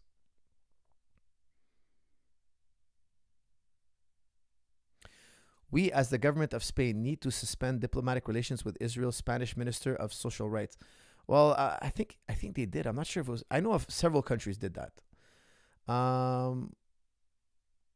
But I'm not sure if they're gonna, if it was Spain though. I know several countries. I know Africa, etc. According to Islam, Jews were giving that land. That's from Pierre La Rivière. Listen, we welcome the Jews to live with us in Palestine. You're 100% right. We've done that so many times, guys. I'm not going to get into this because I've talked about it in the past, but when the Jews were expelled from Rome and their temple burned, it was the Muslims that brought them back. You're right. That's why I'm telling you, we can live together, guys. We don't have a problem with Jews in Jerusalem. We don't have a problem at all. If there were no Jews in Jerusalem and we own Jerusalem, we would bring them back. They have the right to come and live among us. But Monsieur Pierre Larivière, if a Jew wants to live in Palestine, he has to buy a home. He has to buy a land. He can't take an Arab out of his home and take his home. That's what we're against. And guys, if it was an Arab taking a Jew out of his home, I would also object. This is unacceptable. You have to buy land. You have to come here and immigrate. Look, when I immigrated to this country, I didn't come in here and take a French person out of their home, beat them over the head, throw them in a ghetto and live in their home. No. My dad worked. He rented an apartment. The Quebecois were happy. Hey, we have renters. We have immigrants that want to rent from us. Our property values go up. And then eventually we saved up money. We bought our home. And now I'm a second generation. My kids are born here. They're third generation. They're going to own homes. Hopefully we're going to build and more immigrants are coming and the cycle continues. And we all live with our rights. It's not complicated. Really, it's not that complicated. But we didn't come here and take nobody's house. We didn't have the government put their boot on somebody's neck. This is where there's the problem. And you cannot tell people, hey, you're a terrorist because you want to fight for your property. You want to fight for your home. They're going to fight for that home forever. They'll go to the last man. We got to learn to live together. There's enough land and resources for everybody. But Netanyahu, in his charter, he literally has it written. 2000, I can't remember what year it is. I think 2015. To build as many settlements as possible. Meaning, they want to build as many new homes in the Palestinian territories as possible, as fast as possible. They destroy about 1,000 Palestinian homes a year. They don't do more because the international community screams and yells and say, war crime, war crime. Or else, if the world wasn't watching, my friends, believe me, Netanyahu and his gang of thugs, they would have wiped out every Arab they could find. But they have social pressure. They have world pressure. They have the world government on them. Even America saying, hey, you got to be careful. You got to use smaller bombs, more precision. This is, unacceptable. But they still support Israel. Why? Because to America, Israel is just a military base. Israel is just another state of America. They want to keep their interests strong in the Middle East. You guys...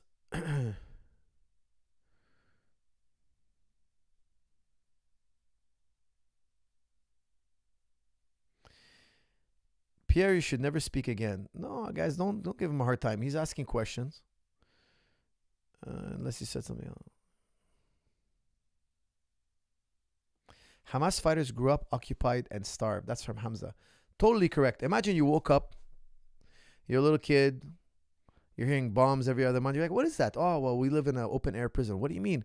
Oh yeah, and then you go on the internet and you're like, wait a second, everybody's going to Disneyland, they go to the beach, and me, I'm not allowed to go anywhere. Yeah, and you have no job, you have very little schooling, very little food, and oh, by the way, your parents were used to live in this beautiful place, and then they got kicked out at gunpoint, and they're not allowed to return, and too bad, so sad. By the way, you had three older brothers, they all got killed.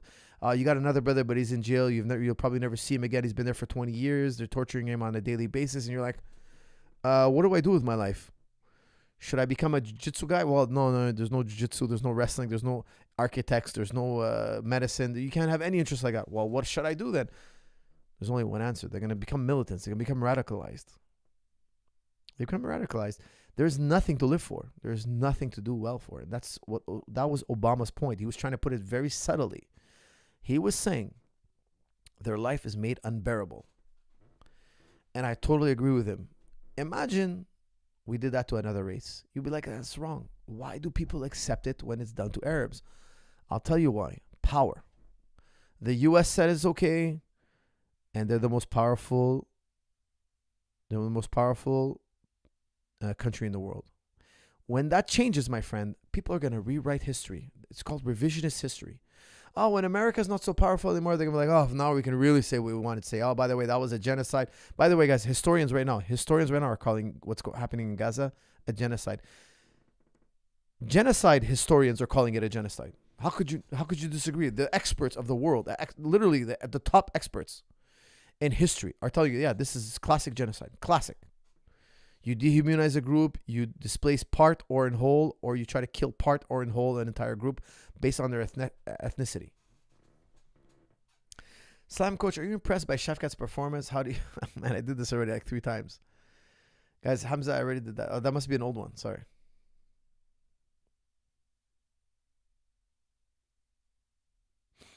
Hassan, he says, what instructional should I get to deal with a larger opponent? I felt man's guide throwing a punch strategy didn't encompass larger weight classes. That's from Hassan. Well, it wasn't meant to do that. It was meant to show you guys how to develop a boxing routine. Now, look, if I'm fighting a taller guy, I might use some different strategies, but that's very far and few between. That's a very niche video. I might do that in the future, definitely. I've done some videos on that in the past. Look up, put TriStar, Coach Zahabi, fight a bigger opponent. I think I've done 3 videos on that. But definitely you need to learn everything in a man's guide throwing a punch and then work those niche concepts, okay? There's a Greek island also only allowed for Christians to visit. We don't cry about it like you, Pierre Larivière. YouTube on Voyeur. Okay, guys, there could be a small place where it's a sanctuary for a particular people. I'm not against that. Look, the Japanese want a state that's totally Japanese. That's fine. They didn't rob anybody's home. They didn't invade a country. They acquired a continent. I don't even know how they did, but they own that country. We all agree that they own that country. Maybe they fought for it in the distant past. It's possible. But after the Geneva Conventions, the whole world agreed we won't conquer one another anymore. So after World War II, we said, look, no more of this going in people's land and taking their land. Yet they did it again. Israel was founded very soon after World War II. Now, I understand the pressures because you have all these Jewish people. Where do we put them? Do we send them back home to the European countries they come from, or do we put them in one place? Now, there was a huge debate on that. Some people wanted to put them from Argentina to Africa to Middle East. Okay, there was many different options. The Arabs were happy to have them in the Middle East, FYI. However, not at the expense of their own homes. That's the real beef here. It's not that they're in the Middle East. We've always had Jews in the Middle East. The Arabs have always brought Jewish people in the Middle East until the foundation of the Israeli state. Then the Arabs started to expel the Jews for that very purpose. Now, I still think their expulsion of Arab lands was wrong because the Jews that are in Arab lands have nothing to do with what's going on in Israel. It created a lot of friction between Arabs and Israelis, Jews, I should say, because some of them were not Israelis and they were being kicked out of Arab lands.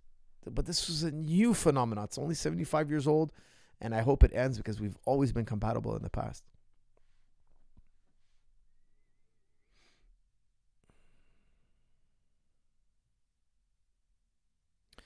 There are 2 cages. The one on the left has Jordan Peterson waiting for you, and the one on the right has Ben Shapiro. Which cage are you stepping in?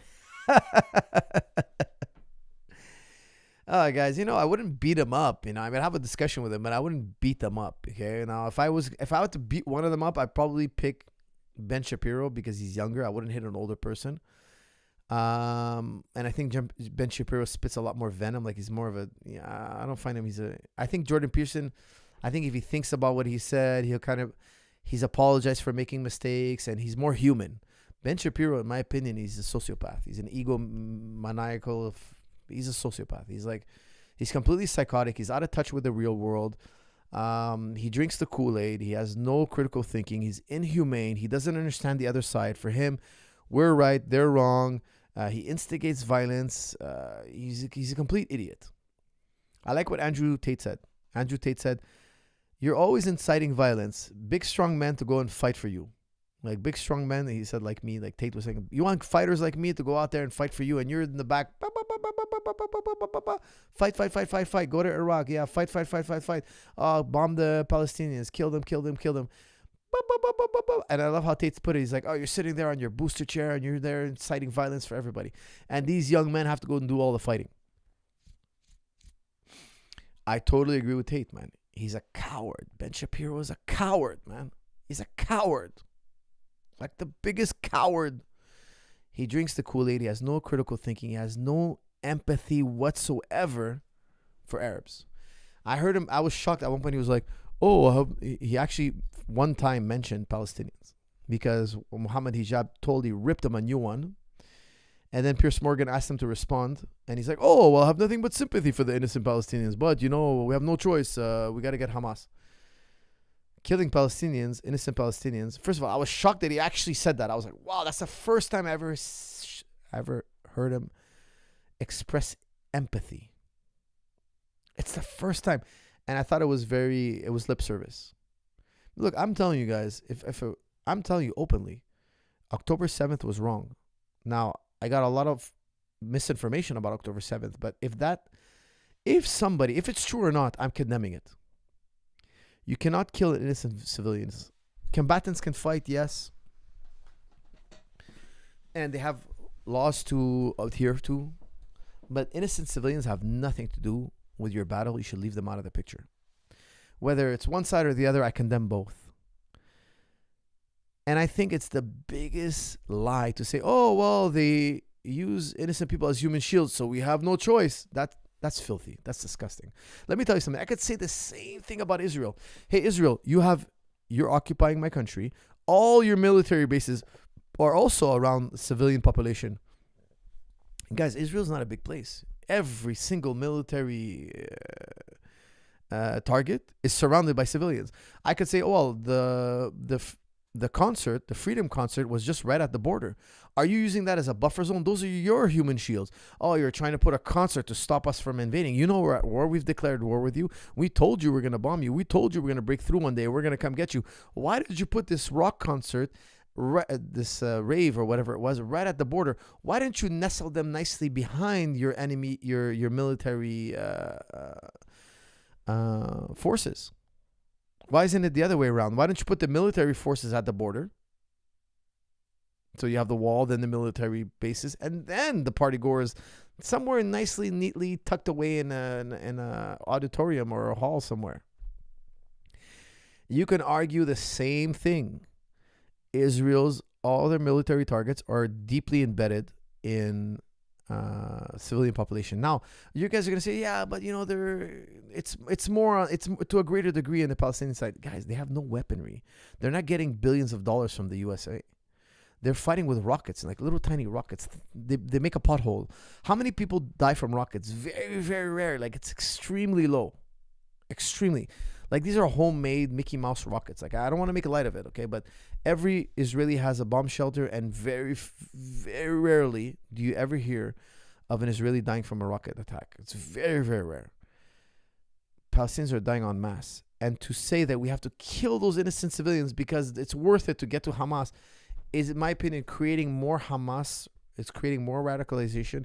Guys, I watched the video and it stirs me up. I'm like, oh my God, man, I can't let this radicalize me. But this is really hard to watch. This is really difficult. Like I'm watching that 2-year-old kid being harassed by the IDF soldiers. It was enraging me. I can't imagine the Palestinians, how they cope with this. This is insane. It's the biggest lie. It's making the problem worse. They're digging their own grave. They're digging. It's making the problem worse. The whole world has to get together and mediate between these two. Because these two governments cannot get along. They're not thinking rationally. They both, in my opinion, need to be removed. A new international body come in and regulate a real human rights, create a new human rights movement and enforce it. And teach these people how to live together once and for all, and we can do it. But we got to get rid of these governments. I think there's no moving forward with Netanyahu's psychotic government and Hamas, of course. I don't think they could ever move forward. The world can't move forward with these two governments.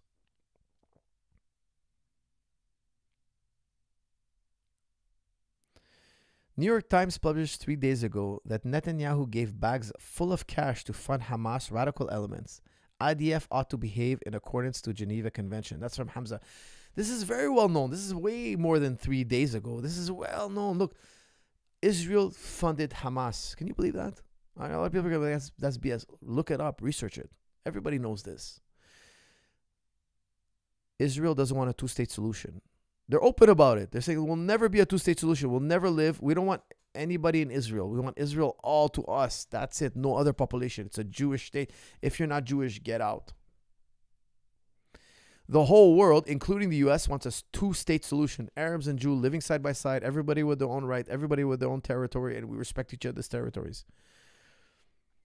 Netanyahu's like, well, you know what? If I get rid of the PLO, which is a secular leadership of Gaza, and I put Hamas there, we can never make peace with Hamas because Hamas will never make peace with us. They want to take us out completely as a government. So the U.S. will never allow that. They pick their enemy. They put a guy they know they can. They put a government they know they can never make peace with. That's the whole strategy. Netanyahu openly says it. He openly says it. If you read between the lines, he says there'll never be a two-state solution. He was caught giving money to Hamas. Why would Netanyahu? Why would the Israeli government send literally giant bags of money to Hamas? Explain that to me. Only one reason. They want to take out the PLO and they want Hamas to be in power because Hamas means zealot, which, by the way, is a Jewish term. Which is, don't get me started on the irony. It's funny because 2,000 years ago, the Jews were where the Hamas is now, and they did the exact same thing Hamas did.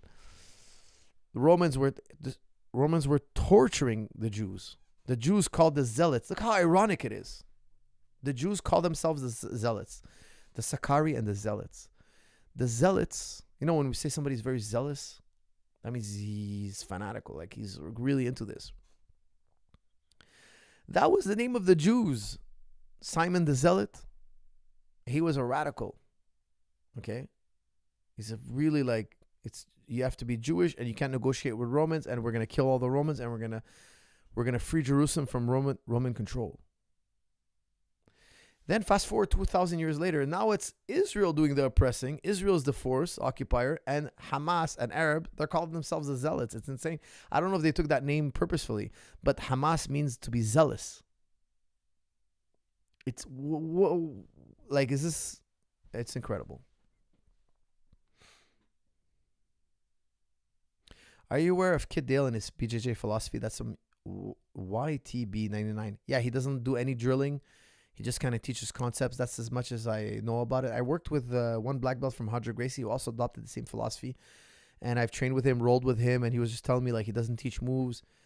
He just teaches concepts. And if you learn concepts eventually and you roll a lot, you'll figure it out. I personally, I'm not a believer in that because if you look at all the greatest wrestlers, all the greatest judokas, all the great grappling arts, they all drill. So I'm not a believer in that system. I think it's a part of the system. I believe in learning technique, drilling, and learning concepts. I don't have to just make it one.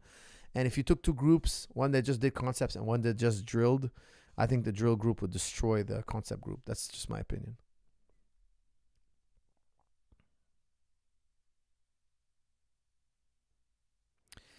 Bilu says, genocide, ?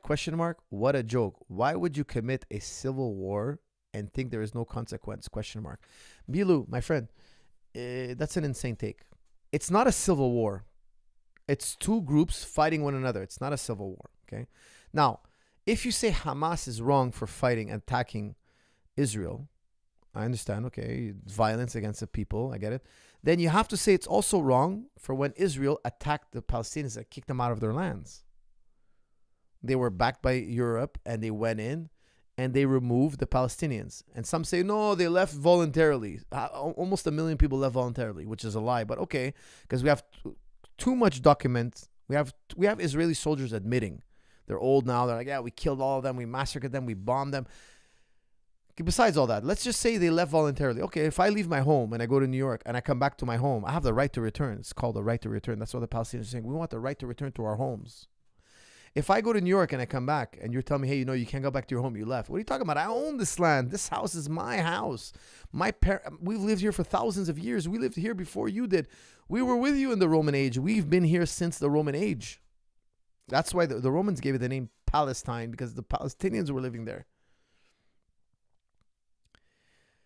I own this land, my friend. I agree with you, killing innocent people is wrong, but fighting for your land is not wrong. Because if it was wrong, then you'd have to admit that Israel is wrong for fighting Gaza now. It's a vicious circle, guys. What you're really looking for, Mr. Bilu, is who threw the first punch. Because if you punch me and I punch you back and you're like, hey, man, you threw a punch. You think I'm not going to punch you back? You're right. I get it. You're going to punch me back. I totally get it. But who threw the first punch? That's who's at fault. Now, let's say me and you have been fighting and it's been 10 minutes. And somebody walks in and I punched you. Boom. And they're like, hey, coach, you punched that guy. It's not wrong. But I'm like, yeah, well, rewind that tape 10 minutes ago. He threw the first punch. You'd be like, oh, I didn't know that. I didn't see the 10 minutes of, let's say there was a security camera and I go and I rewind back to the first minute. And I'm like, wait a second, that guy punched coach. When I walked in, it was just coach punching him back. They fought back and forth. And I so happened to see the first punch come from coach. But actually, look at that video evidence. It's who threw the first punch. This fight's been going on for 75 years. A lot of you guys think, oh, it happened on October 7th. That was day one. No, man. Andrew Tate said it beautifully to Piers Morgan. Why are you starting the story in the middle? These two peoples have a history together. Israel threw the first punch, friends. And not only that, guys, don't forget, the Muslims protected the Jews for thousands of years. Over 1,000 years. From Europe was very anti-Jewish. There was no Holocaust. Guys, Mr. Bilu, there was never a Holocaust or a Jewish genocide in the Muslim world, ever. That's a Christian invention. That's a European invention. Why? The most printed book ever. Guys, who invented the printing press? Who invented the printing press? What was the first book they printed? The Bible. Not the Jewish Bible only, the New Testament. The first thing ever printed. Johann Gutenberg, a Christian, printed the Bible. First of all, interesting fact, they wanted to kill Johann Gutenberg because when he printed the Bible, it was so identical, they thought he must be using black magic. Then he had to show them his invention. When he showed the invention, they let him live. And then they started printing the Bibles en masse. Who are the quote-unquote bad guys in the New Testament? If you read the New Testament, and I'm sure many of you have, it's the Jews that didn't accept Jesus. Now, Jesus was Jewish, alayhi salam, but the Jews that didn't accept Jesus, they're the ones who pushed Pontius Pilate to crucify the Christ.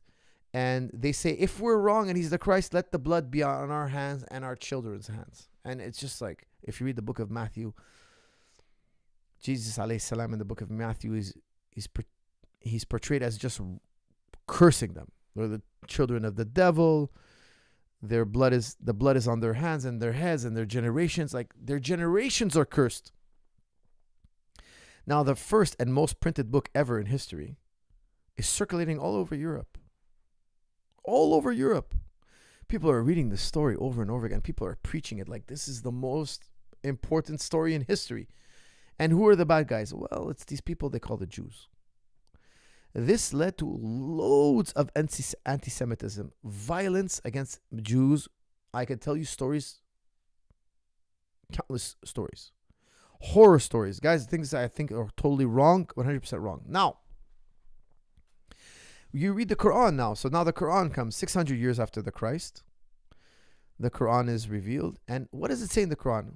It says, because I don't know if you guys know this, but famously, I'm not going to get into the details too much, but Jews famously have also admitted to say, oh yeah, we killed Jesus, meaning he's the false Messiah, we killed him.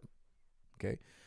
It's a common thing Jews say till today. Whenever they're in a safe area, nobody can touch them, they're at peace, maybe they're living under Arab rule or whatnot, or pagan rule, and there's no Christians that can touch them.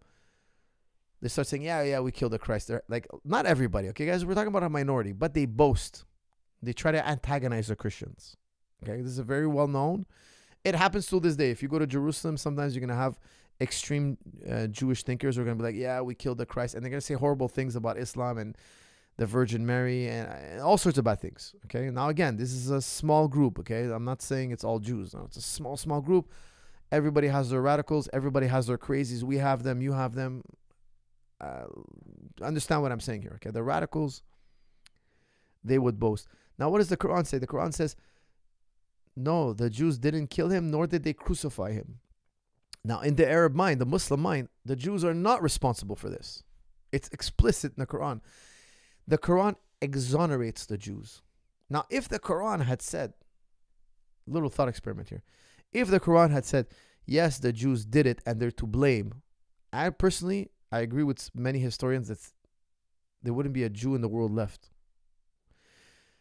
Why? Because the two biggest, most powerful groups, even till this day, I will tell you, is the Christian and Muslims. Christian and Muslims were about 2 billion apiece. Islam's about 1.8 billion. Christianity is about 2 billion.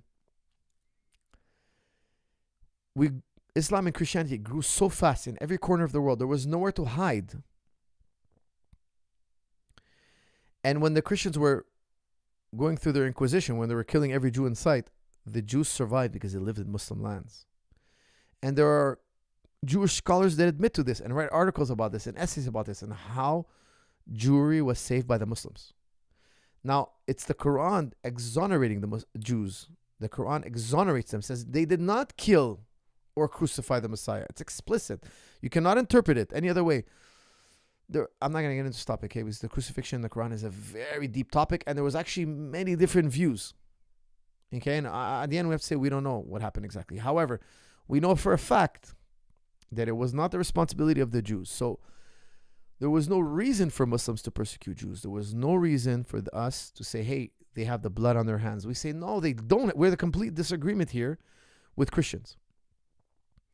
In the Bible, the New Testament says the Jews have the blood on their hands. The Quran says the complete opposite, flies in the face of the Bible. It goes complete opposite, incompatible view here.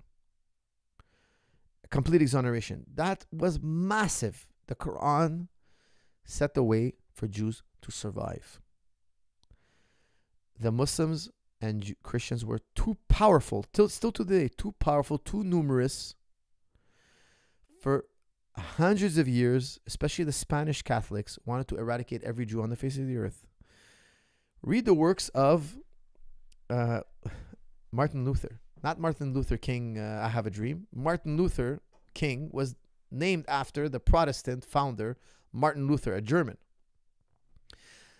The one man, Martin Luther, who famously nailed, supposedly, some historians say it's not accurate, but he nailed all his objections on the Pope's church, saying, look, these things aren't in the Bible. Okay, for you guys don't know, the Protestant movement was solo scriptura. We're only going to follow the Bible. We're not following what the traditions of the Pope, all these crazy things he tells us. We don't believe any of that. We think he made it up. It's not in our texts, okay? Because the Pope used to sell indulgences. So, for instance, if you gave enough money to the Pope, he guarantees you a seat in heaven. Now, the Catholics don't do that no more, but back in the day it was very popular. Among many other innovations, the Catholic Church was trying to say, look, we got this from our popes who got it from one of the apostles, Peter. The Catholic Church says, look, there's not only the Bible, there's also this tradition we've been passed down on oral tradition, and The Protestants were like, no way, we're not doing that. We're not accepting that. That guy who led that movement, his name was Martin Luther. Martin Luther King, the ones you all know, civil rights movement. I Have a Dream, Martin Luther King. He was named after Martin Luther, the Protestant founder. Now, if you read the writings of the Protestant founder, the founder of Protestant Christianity, read what he says about the Jews. He says, we should kill every one of them. We should burn all their structures. And if you can't burn their structures, bury the structure. Like, don't let anything that proves they existed. He writes that he wished he could convert them. He tried, but they're too hard-headed. Their souls are blocked. Their minds are blocked. They will never convert to Christianity. We got to deal with them a different way. We got to eradicate them. Now, Protestants today, they say that's totally wrong. We don't agree with them on that part. Just so you know, the Protestants don't feel this way. By and large, Protestants completely disagree with their founder. They say, we agree with him on, we're going to do sola scriptura, but we disagree on his views towards Jews.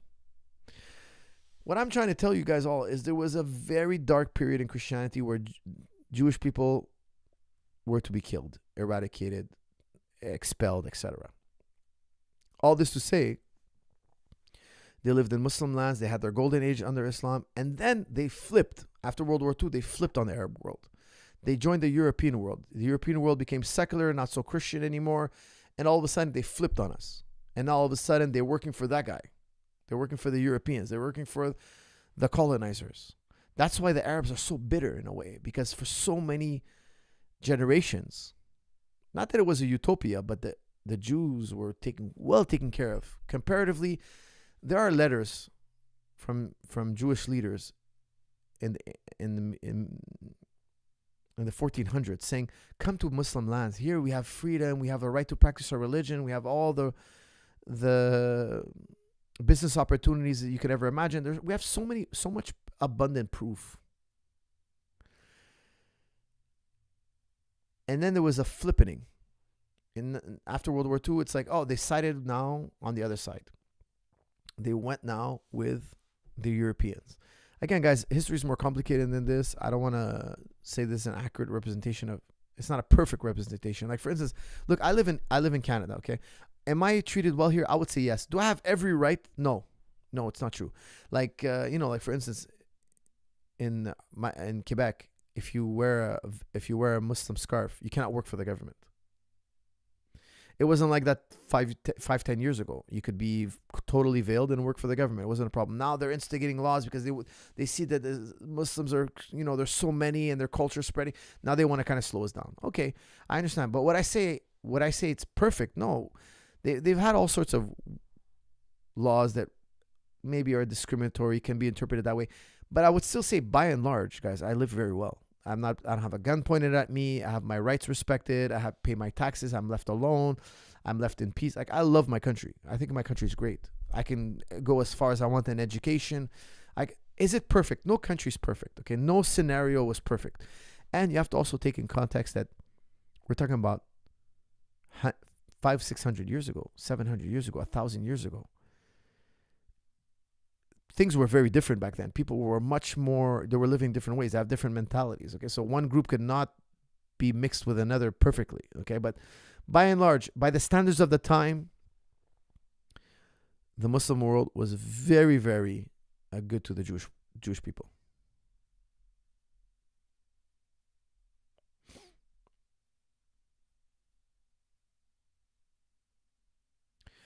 The first overture towards printing began around 1800 AD in China, not Gutenberg. That's fairly well-established fact among scholars. Thank you. That's from Hamza. Well, Hamza, I'm going to fact check you here because I will be surprised. If it is the case, I'll retract my statement. Chinese invented paper, but to my knowledge, Gutenberg invented the Gutenberg press. You said it was, let me see, did printing begin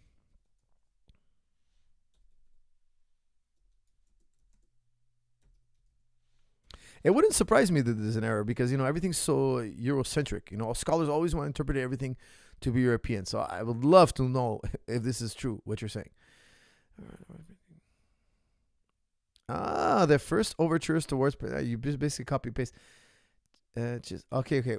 Were early printing techniques involving chiseling an entire page of text into word block backwards, applying ink and printing pages by pressing them. You're right. In China, my friend, this is a major slam dunk for the Chinese. The Diamond Sutra, a Buddhist book from Dunhuang, the oldest known printed book. Look at that. Wow. See? I want to be corrected here every time I make a mistake. Hamza, I'm going to give you the biggest. You are a gentleman and a scholar. Thank you for fact checking and letting me know that I didn't know. Guys, I went to Western schools and they told me the West invented the printing press and the man's name was Johann Gutenberg. It's not Johann Gutenberg. Now, maybe Johann Gutenberg popularized it or something, but how could they overlook this? There's printed text. There's Buddhist text that the Buddhist text was 500 years before even the Jewish Bible, if I remember correctly. Was it 500 years ago? Around that date. Look, it's older than the Jewish Bible. So how could the New Testament be the first thing printed? You know, the Bible. Because when Johann Gutenberg printed the Bible, the New Testament already existed. Thank you for that correction, man. I really did not know that. That's the first time I hear about that. It's blowing my mind here. Did you watch Colby's walkout? He looks shook and overwhelmed. I didn't really pay attention to that. I was at a dinner party and I was being a really bad guest because I was watching the fight at the same time. But a lot of the guys jumped in on it and started watching it with me, so that was pretty cool.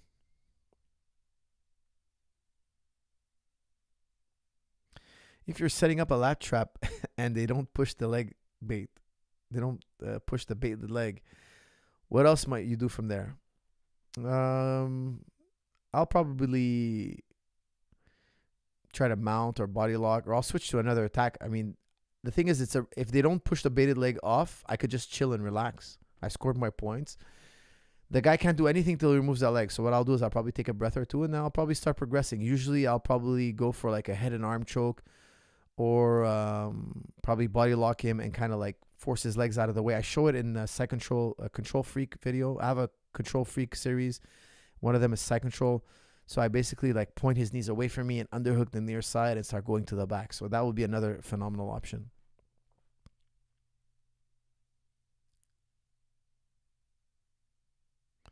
Can you please make a kick like a man instructional? That's from Samara Yoon. I did professional kicking 1 and professional kicking 2. Get those 2 videos, guys. They're phenomenal. The reviews on them are great. Everybody loves those videos. I have literally my professionals studying them when they're training. They just study the video also. I have professional kicking 1, professional kicking 2. I'm eventually going to make a man's guide to Muay Thai.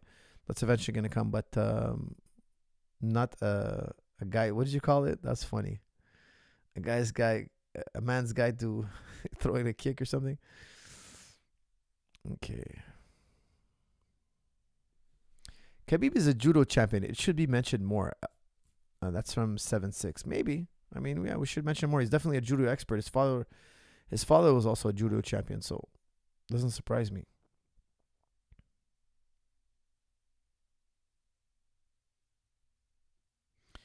Kick like a man. It's not punch like a man. It's a man's guide to punching because it comes also with a PDF.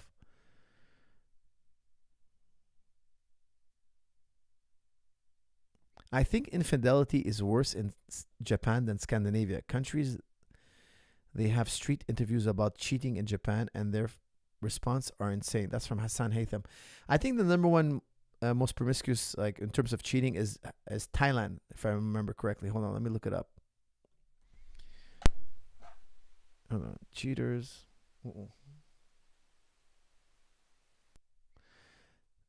Hold on a second. Cheaters by country. Hold on.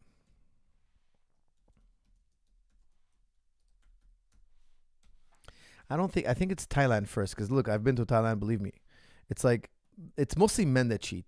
Like every man has a girl in another town. Every guy with money or a business, he's got a wife and kids, and then he's got another wife and kids somewhere else. I've been in Thailand, believe me, I used to go to Thailand every summer. I absolutely love Thailand, but it doesn't surprise me when they were number one. But I don't think it's the women that cheat. I'm not sure if it's the women. Like, I would be surprised because the Thais wouldn't accept that. The Thais are, I mean, if a girl gets caught cheating in Thailand, man, I don't think she'd be put down real bad. Like in terms of like her reputation and all that, she'd be. Let's just say it would be heavily frowned upon. When a guy cheats, it's like whatever. He's a guy. That's more their attitude.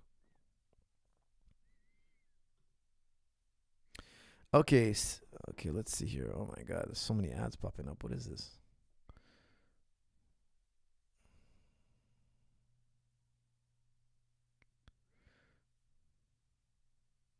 No, I want to see married dating app person. What? Hold on a second. Okay, this countries with most least cheaters identified.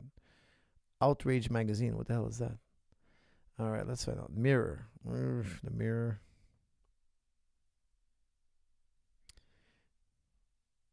Okay, India Today. Should I trust India Today? Which country ranks top in adultery? Oh my goodness.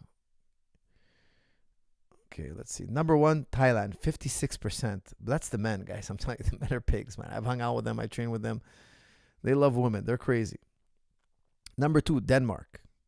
The Danes. Scandinavian country also scores high rating, which judge the happiness of its citizens, but it seems they also score highly when it comes to adultery. More than 1/3 of people residing in Copenhagen have been unfaithful to their partner. Ouch. Italy, 45%. Germany, 45%. France, 43%. Norway, 41%. Belgium, 40%. Spain, 39%. United Kingdom, 36%. Finland, 36%. They're having a party up there in the north. Yeah, guys, those are the numbers.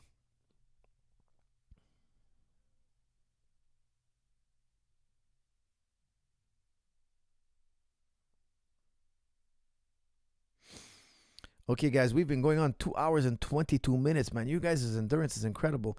It's midnight where I am, and I got to sign off very shortly. Let's end this one on a fun one and call it a night. Why does judo have fewer champions in UFC? Example, Ronda Rousey, but fighters with a BJJ and wrestling background become champion more often? That's from John J.C. Rowe. Well, I'll tell you, I have a theory on that. The greatest judoka, in my opinion, to ever be successful in MMA. Correct me if I'm wrong, guys. I might be forgetting somebody, but for me, it was Fedor. Fedor had a judo background, not a wrestling background, and he was phenomenal in MMA, and he didn't try no double legs. Like, for instance, I train a bunch of judo guys, and sometimes when it comes to it, they score a double leg. They don't use any judo. It's like they got really strong doing judo all their life, but at the end, I had to show them double leg, and they had to use double leg. When the push came to shove, the double leg scored. Not Fedor. Fedor didn't use a double leg. He used upper body clinches. He used throws. He used trips. He was a brilliant takedown artist, but he had a very, very different approach. Judo guys grab and try to tie you up and then throw you. Fedor doesn't. Fedor would kind of run at you with his punching ability. He had a weird punching style where he would kind of loop his punches. He would create a collision.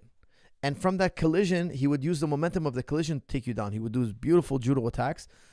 But he created a collision, so he would run his whole body. He would go body to body. He would body check you. And when he would body check you, you would grab onto him or try to push him away or try to pull him. Whatever you did, he would use that momentum to bring you down to the ground. I thought that philosophy was far superior to 99% of what all the other judokas did.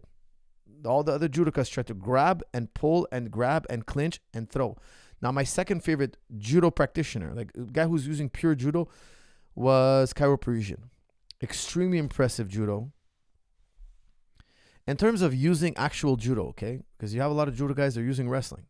Like, they don't really do too many trips. You might see one here and there, yes, but like I remember when Matt Hughes was fighting Cairo Parisian, they were scheduled to fight. Cairo Parisian, I believe, got injured, so the fight never materialized, but they were booked to fight, and it was a title fight. And I remember Matt Hughes saying, oh, judo doesn't work. It won't work on me. Like, he was totally dismissing judo. And I was super interested to see how it would clash. But then later on, I noticed that Matt Hughes was kind of right. Like, the judo guys are not as successful. Now, Ronda Rousey's a for sure outlier. Okay, but here's the thing about judo. Women's judo is a very serious business. Okay, there's a lot of women in women's judo. There's very little women in freestyle wrestling. If you compare the numbers, there's way more. Girls are just more attracted to doing judo by and large. Okay, the numbers doing judo in the female world is far greater than wrestling. So, and they have a lot of competitions in the States and all over the world. And these girls get at a higher level at a young age and they're trained to become judokas. Whereas in wrestling, the pool is really, really small.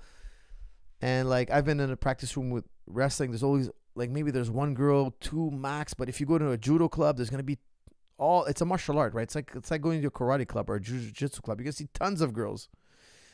Wrestling is seen more as a sport, judo more as a martial art, I guess. Or the gi might have an appeal. I don't know what it is, but girls just do more judo. So what happens is you're gonna have a much more competitive pool. So the girls are gonna get better. And then you have a Ronda Rousey. She's fighting girls who are purple belt.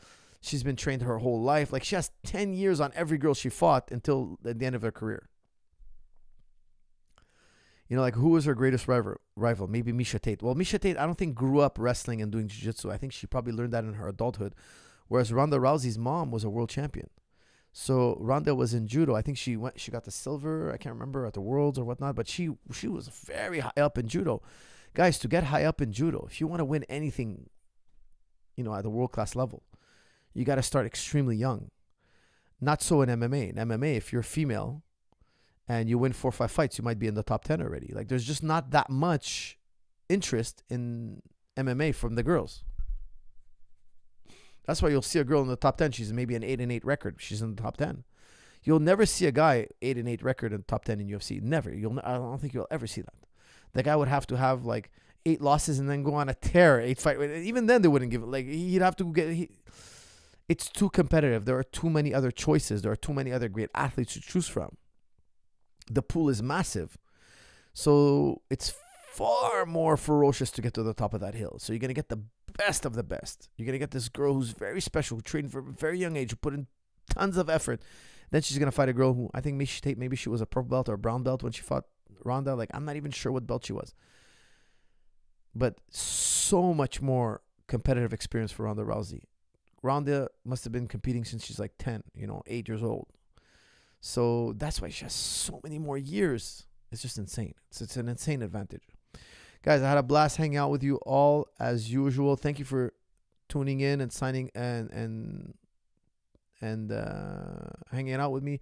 Please like, share, and comment. And make sure to check out jujiclub.com. Use holiday 50 off and get 50% off anything in the store. Enjoy, guys. Thank you, and I'll see you all in the next